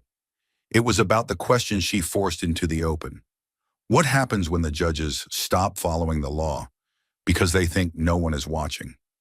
Now someone was, and this time, the whole nation had its eyes open. While Jasmine's congressional testimony gripped the nation and the DOJ's task force began peeling back 12 years of hidden influence, something even bigger detonated, this time not from inside a courtroom, but from within the very nonprofit at the heart of the scandal. The second whistleblower wasn't looking for credit. They were sounding the alarm. It began with a plain manila envelope hand-delivered to a secure DOJ inbox in Sacramento. No name, no fingerprints, just a small black flash drive inside a padded sleeve, accompanied by one line typed in 12-point font. They wrote more than briefs. They wrote decisions. The files on the drive weren't rumors. They weren't speculation. They were evidence, cold, time-stamped, and irrefutable. Hundreds of internal emails from Human Horizon Legal sent between 2016 and 2023, outlining a strategic plan to quietly embed suggestive phrasing into judicial decisions across the Southwest. The strategy was codenamed Echo Line. Inside the leaked folder were emails with subject lines like Language Coordination for AZ Rulings and SoCal Pipeline Next Wave Judges. These weren't innocent outreach efforts or amicus brief proposals. They were carefully scripted communications with embedded legal arguments sent before hearings ever began. One thread included a message to a federal clerk that read, "This language aligns with Judge H. Horacio Dasso's previous tone. Insert after paragraph. 4 if he wants to stay consistent with precedent optics." Attached were pre-drafted opinion segments, worded like official court language, but created by a private nonprofit with political affiliations. And the shock didn't stop there. Several emails showed direct delivery to personal email addresses of sitting judges, bypassing official court systems. The metadata confirmed the files had been opened, sometimes revised, and, in at least 3 documented cases, copy-pasted directly into final rulings with minimal changes. In one asylum denial ruling from 2020, the court's conclusion used the exact phrasing from a Human Horizon document titled Draft, Negative Framing for Economic Migrant Case, Template B. The judge's name on that ruling? Now under federal investigation. The second whistleblower, later confirmed as a former senior policy advisor at Human Horizon Legal, described what happened behind the scenes in blunt, chilling terms. In a statement submitted under penalty of perjury, they wrote, "We weren't just filing arguments. We were feeding the court its conclusions. Some of the judges welcomed it. Some just didn't ask questions. But by the end, it was clear. We weren't influencing justice. We were scripting it." The fallout was immediate and seismic. News outlets scrambled to verify, and within hours they had. Independent analysts matched sections of leaked text to existing rulings, word for word. 3 judges were named directly in the leak, 2 in Arizona, 1 in Southern California. All had ruled in favor of expedited deportations. All had previously cited national security phrasing that now appeared to come directly from Human Horizon's internal memos. Court reform advocates called it judicial fraud. Civil liberties groups called it institutional sabotage. Protesters poured into the streets, not just activists, but everyday Americans, veterans, immigrants, civil servants, retired attorneys. They stood outside courthouses holding signs that didn't scream. They asked, if judges follow someone else's script, whose law is it? If justice is for sale, what's left to believe in? The scandal became known nationwide as Briefgate, a name that started as a hashtag but soon became the headline on every major network. Within 48 hours, over 70 million Americans had seen clips of the leaked emails. Talk shows dissected them. Radio hosts read them aloud. A courtroom issue had become a national referendum on institutional trust. Polls showed a sharp drop in confidence in federal courts, especially among young voters and minority communities. State bar associations began issuing their own statements, calling for emergency ethics reviews. Some judges volunteered to recuse themselves, others lawyered up. But it wasn't just public faith that was unraveling, it was the foundation itself. In Phoenix, attorneys began filing motions to reopen past cases. In San Diego, a coalition of immigration advocates submitted a federal complaint demanding that all asylum denials linked to Human Horizon be reviewed. The DOJ, already overwhelmed, had to triple the task force's manpower. And in Congress, lawmakers, some stunned, some furious, prepared emergency legislation to impose mandatory ethics reporting for federal judges for the first time in nearly a century. Back in Washington, Jasmine Crockett stood silently at her apartment window, watching the Capitol dome glow in the distance. The system had tried to discredit her, then it tried to bury her. But now the mask had slipped. The lie had been spoken out loud, and the people had heard it, loud, clear, and for the first time in a long time. They were no longer willing to stay silent. The nation was reeling, judges under scrutiny, rulings under review, belief in the system cracking. But in the eye of that storm, as institutions scrambled to contain the damage, Jasmine Crockett was sitting in a quiet, windowless room, watching her own confrontation replay across every screen in America. And she didn't feel triumph. She felt the weight of a truth no one wanted to admit. The room was quiet, too quiet for a day this loud. Jasmine sat at a small metal table, her blazer folded neatly over the back of her chair. Miranda stood nearby, arms crossed, pacing with silent tension. On the screen before them, CNN cycled through yet another slow-motion replay of Jasmine facing down Judge Boasberg. No music, no narration, just raw courtroom footage. The judge sneering, Jasmine holding her ground. The envelope, the silence, the fallout. Every outlet had clipped it from a different angle. Some emphasized the confrontation, others the courage. But Jasmine saw none of that. She didn't see herself as a symbol, just a woman who'd finally forced the system to look at its own reflection. She didn't turn her eyes from the screen when she spoke. Her voice was low even, but thick with the kind of clarity that comes only after fire. They think they are the law, she said to Miranda. But the law only exists if people still believe in it. And if they break that belief, then all they have is a robe and a microphone. Miranda didn't answer. Her jaw tightened. She knew Jasmine wasn't being rhetorical. She was warning them, all of them. Outside the room, the world had already begun to move. The networks had stopped calling it a hearing. They were calling it a rupture. Social media was ablaze with clips of the confrontation. One specific line had broken containment. It had come when Boasberg leaned in, voice laced with contempt, and accused Jasmine of turning the court into a political circus.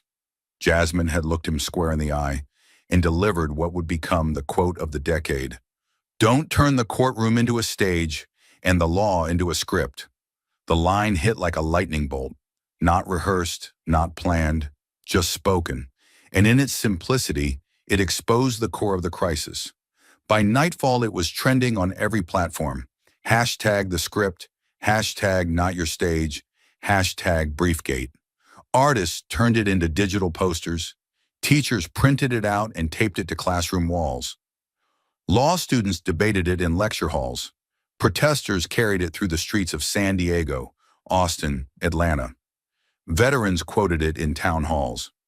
It didn't matter if you were left, right, or politically exhausted, because everyone recognized what Jasmine had just put into words. The justice system had stopped being about justice a long time ago. It had become performance. And no one was watching the actors anymore. They were watching the writers. In New York, a late-night host called it the line that launched a legal revolution. In Chicago, a retired judge went on live radio and admitted, "We've been afraid to admit how much politics creeps into the courtroom, but now it's out there, and we can't pretend anymore." In Phoenix, a young woman who had been denied asylum 3 years earlier posted a video of Jasmine's quote, overlaying it with footage of her own court transcripts, some of the same language now under DOJ investigation. But the most powerful reaction didn't come from headlines or hashtags. It came from silence. From millions of Americans who stared at their screens that night and felt something settle in their chest. Not anger, not shock, recognition. Because they'd known deep down, for years, that some rulings felt off, that some judges seemed too rehearsed, that the courtroom, which should have been the one place immune to corruption, had started sounding more like politics dressed up in Latin. And now someone had finally said it, out loud, with no apology. Jasmine didn't smile as the clip replayed again. She didn't celebrate. She simply whispered, more to herself than anyone else, "Now they can't unsee it." And in that moment, Miranda knew something had changed forever. Not just in the courtroom, but in the country. Because when a system built on belief begins to crack, there are only two options: rebuild it or let it collapse. And Jasmine Crockett had just forced the entire nation to choose. The nation had turned its eyes to Jasmine. But none of this would have started without the man no one saw. The man who didn't sit before Congress, who didn't speak to cameras, who never planned to be part of history. Caleb Risto hadn't vanished. He was still watching, from the shadows of Fort Collins. The radiator hissed in the corner of the dim studio apartment, the kind of tired sound that never quite left the silence. Outside, snow dusted the sidewalks, blurring footprints before they could settle. Inside, Caleb Risto sat cross-legged on the floor, his back against a bare wall, a cheap folding table pulled close in front of him. The apartment smelled faintly of printer toner and cold instant coffee. On the table sat a battered old ThinkPad, the kind court staff were issued 10 years ago and never upgraded. Its screen flickered to life in the blue dark, and for a moment, Caleb just stared at the blinking cursor. He hadn't opened the laptop in 3 days. He hadn't spoken to anyone in 5. He hadn't slept a full night since the affidavit hit the media. There were a dozen messages from reporters, a dozen more from anonymous numbers. His email inbox was frozen by security protocol. He didn't care. No one knew where he was, and that was the point. He didn't want to be found. Not yet, because he hadn't finished what he needed to say. His fingers hovered over the keyboard. Then slowly, deliberately, he began to type. "I'm not a hero," he wrote. "I just couldn't keep printing lies." He sat back. Just that sentence, the truth of it, made his chest tighten. It wasn't courage. It was necessity. The moment he'd printed his last opinion draft for Judge Boasberg, he'd known something had broken. It was a memo that barely resembled the arguments actually submitted. It included footnotes no one had cited, language that sounded more like lobbying than legal reasoning, and yet it carried the court's seal. His hands had fed it through the printer. He had stapled it, logged it, filed it, like he'd done 100 times before. But that day, it wasn't routine. It was a line he couldn't uncross. He typed more, letting the truth spill out in pieces. About the late-night edits to briefs that hadn't been filed yet. About the strange email forwards marked "Do Not Retain." About the day Leonora Fetch walked into Boasberg's chambers for a private consultation, and Caleb had been told to leave the floor. He remembered standing outside in the hallway, pretending to read a docket sheet, listening to muffled voices, the judge's voice, Leonora's, and then Bernard Viles, unmistakably. 3 weeks later, a ruling appeared on the public docket echoing every suggestion Fetch's organization had recommended in their internal strategy memo. A memo that had never been submitted into evidence. He paused again. "I wasn't supposed to notice," he typed next. "That was the design. Keep the clerks busy. Keep the edits subtle. Make sure no one knows what version came from where." Caleb glanced out the window. Snowflakes tapped against the glass like soft reminders that the world kept turning. even as his own life had stopped. He hadn't told his parents where he was. He hadn't told his roommate why he'd left. All they knew was that he quit the job he'd spent a decade building toward and disappeared. But he hadn't vanished to run. He'd vanished to bear witness. He pulled the old notebook from under the couch, his real archive. Handwritten notes from court sessions, log-in timestamps, references to when the first drafts had been saved, what file paths they came from, who accessed them. The audit trail, because even when the court had wanted to erase the record, the code never lied. Back at the laptop, his hands moved faster. "This isn't about one judge," he wrote. "It's about a system that stopped questioning itself, about how easy it became to replace justice with choreography, and how no one noticed, or worse, no one cared." He didn't know if he'd ever step into a courtroom again. He didn't know if the DOJ would protect him, or if some quiet, unofficial retaliation would find its way to his door. But none of that changed the truth. And tonight, for the first time in weeks, he wasn't hiding. He was documenting, writing it down not for the headlines, but for history, because one day someone would ask how Briefgate started, and when they did, they would find his words waiting, words written not by a hero, but by the last man in the room who refused to look away. The nation had heard the whistleblowers. It had watched the hearings. It had seen judges suspended, ethics panels formed, and courtrooms exposed like crime scenes. But even louder than the headlines was the quiet. Thousands of conversations blooming across America, far from marble chambers and studio lights. Because if Briefgate had proven anything, it was this: when justice cracks, it doesn't fall in Washington. It falls on Main Street. It began with the Senate Judiciary hearings, televised, tense, and impossible to ignore. The committee wasn't gathered to debate policy anymore. It was gathered to clean up a mess too big to deny. Under oath, law professors admitted what they once danced around in footnotes, that amicus briefs, those third-party legal opinions meant to offer neutral perspective, had become tools of quiet influence, not inherently corrupt, but easily weaponized. "We treated them like academic suggestions," one ethics scholar confessed. But in practice, some became backstage instructions. Judges didn't always write the script. Sometimes they were just reading lines. By the second day of hearings, members of Congress weren't even pretending to be polite. Senators slammed stacks of leaked emails onto the desk. Screens showed side-by-side comparisons of internal drafts and final rulings. Language lifted word for word. One Republican from Indiana leaned forward, voice sharp. This wasn't persuasion. It was outsourcing justice to nonprofits with a political agenda. A Democrat from Oregon nodded grimly. "And the court never disclosed it. That's not law, that's theater." The fallout was swift. The Administrative Office of the U.S. Courts released its most sweeping internal directive in decades. All judges were now prohibited from having any off-the-record communications with amici curiae. Every contact, every conversation, every document must go through formal, public court channels. Judges found to violate this protocol would face mandatory ethics review and possible removal. It was a reform born not out of integrity, but survival.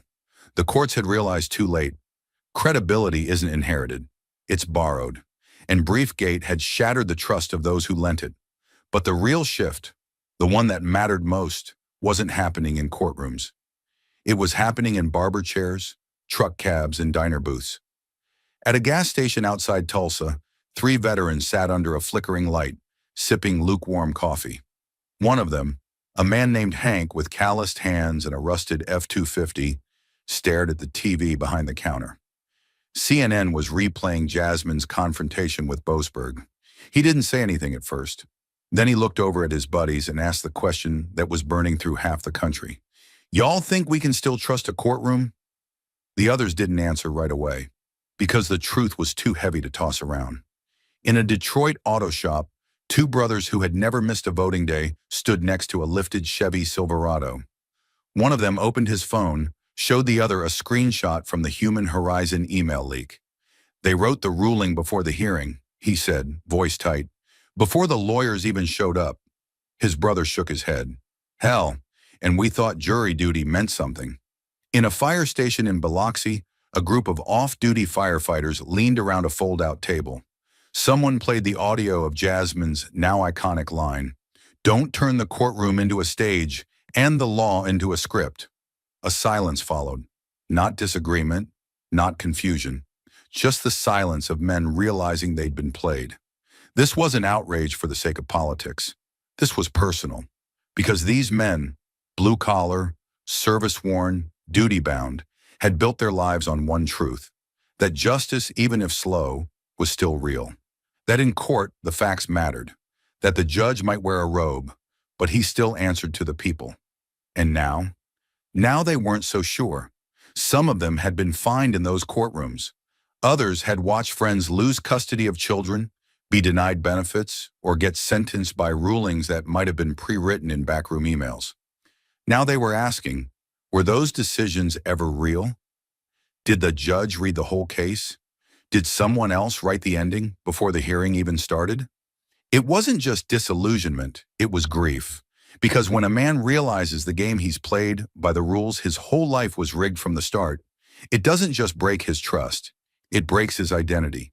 And so across the country, beneath the surface of daily life, a question rippled through tool shops, firehouses, gas stations, and veterans' halls. If the judges don't follow the law, who the hell does? And worse, if justice is just performance, what are we even protecting anymore? For decades, these men fought to preserve law and order. But now, they weren't fighting the criminals. They were fighting to bring honesty back to the bench. And they were finally asking the one question Washington was too afraid to answer. Where do we go when the last place you can tell the truth stops listening?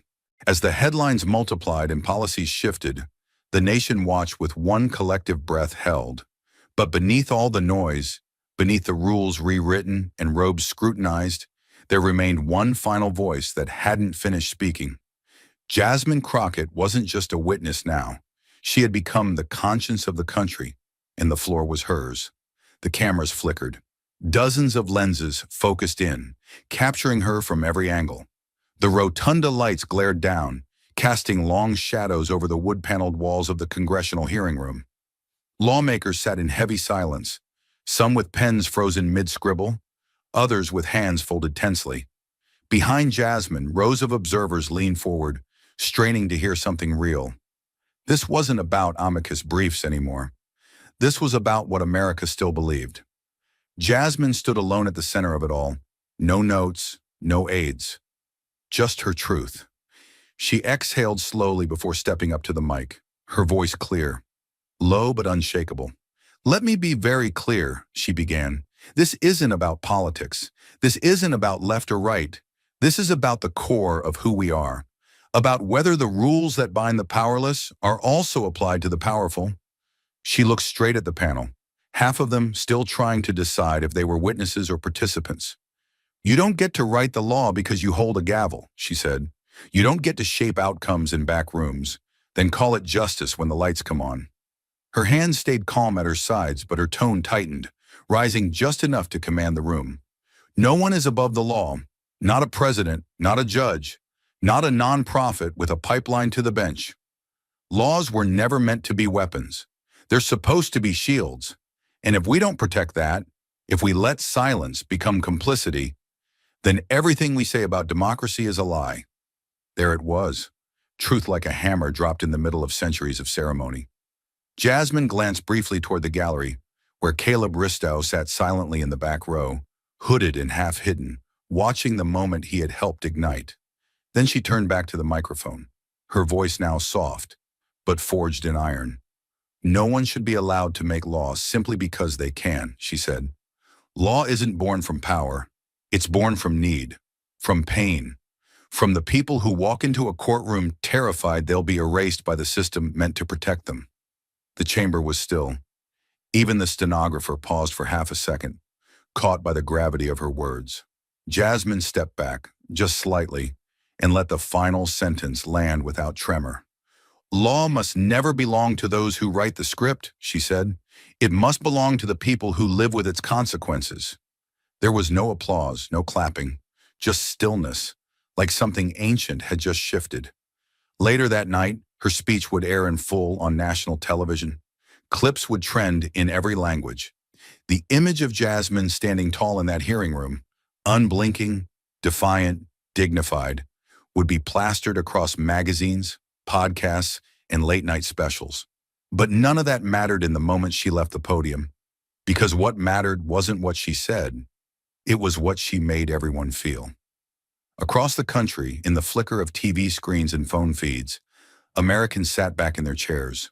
Factory workers, retired soldiers, public defenders, single moms, teachers, firemen, people who'd never seen the inside of a federal courtroom but had always believed the judge inside it was playing by the rules. And then came the final question, not from Jasmine's lips, but from the space her words left behind. What if justice is just a performance, and you're not in the cast? It echoed in silence, in barbershops and truck stops, in break rooms and court waiting areas. Not because it was dramatic, but because it was honest. And once you hear a question like that, you can't unhear it. So now it's yours to answer. If justice is no longer written for you, will you stay in the audience? Or will you rise and rewrite the story yourself? The courtroom echoes had faded. The hearings were over. The screens had gone dark. But when the spotlight finally dimmed, what remained wasn't scandal. It was the human cost, and the one truth too big to silence. Long after the courtroom cleared, after the cameras stopped rolling and the hashtags cooled, what remained wasn't noise. It was the echo of one question too urgent to forget. What does justice even mean when the people entrusted to uphold it start playing God? This was never just about one judge. It was never just about one ruling. This story was about how power, left unchecked, can rot even the pillars we trust most. It was about how a courtroom, once imagined as sacred, can become a stage for carefully choreographed decisions written long before the hearing begins. But more than that, this was a story about people, about a woman who refused to be intimidated, about a clerk who walked away from the only job he'd ever known because he couldn't unsee what he saw, about families who sat in back rows of courtrooms, hoping, praying that the law would see them, only to find that someone else had already written their ending. Jasmine Crockett didn't fight back with anger. She fought back with precision. She didn't play the part they had written for her. She ripped up the script. When she stood in front of Judge Boasberg, she wasn't just defending a legal position. She was defending the very idea that truth should still matter inside the walls of justice. Her refusal to shrink, her calm in the face of humiliation, her decision to expose the corruption others tolerated, these weren't grand gestures. They were acts of survival, of defiance, of purpose. And they reminded every person watching that silence in the face of injustice is not neutrality, it is complicity. But maybe the most powerful lesson came not from the courtroom, but from the quiet, from Caleb, who worked in the shadows of the bench for years, filing, drafting, watching. He wasn't famous, he wasn't bold, but he knew what he saw was wrong, and that was enough, so he wrote it down. Every draft, every timestamp, every name, because he understood something most people forget. The truth, even when small, is never powerless. He didn't speak to get revenge. He spoke so others would not suffer alone. That's what courage looks like when no one's watching. The system didn't collapse overnight, but something inside it cracked, and that crack became a mirror. One that forced an entire country to look inward and ask, have we mistaken authority for accountability? Have we trusted too much in titles and too little in transparency? Because justice is not a guarantee. It's not a fixed institution. It's not a marble building or a black robe. Justice is a fragile human promise, a belief that no matter who you are or where you stand, your voice deserves to be heard, your case deserves to be judged on merit, not politics, not pressure, not a private email sent behind your back. This story reminds us that real change never begins in headlines.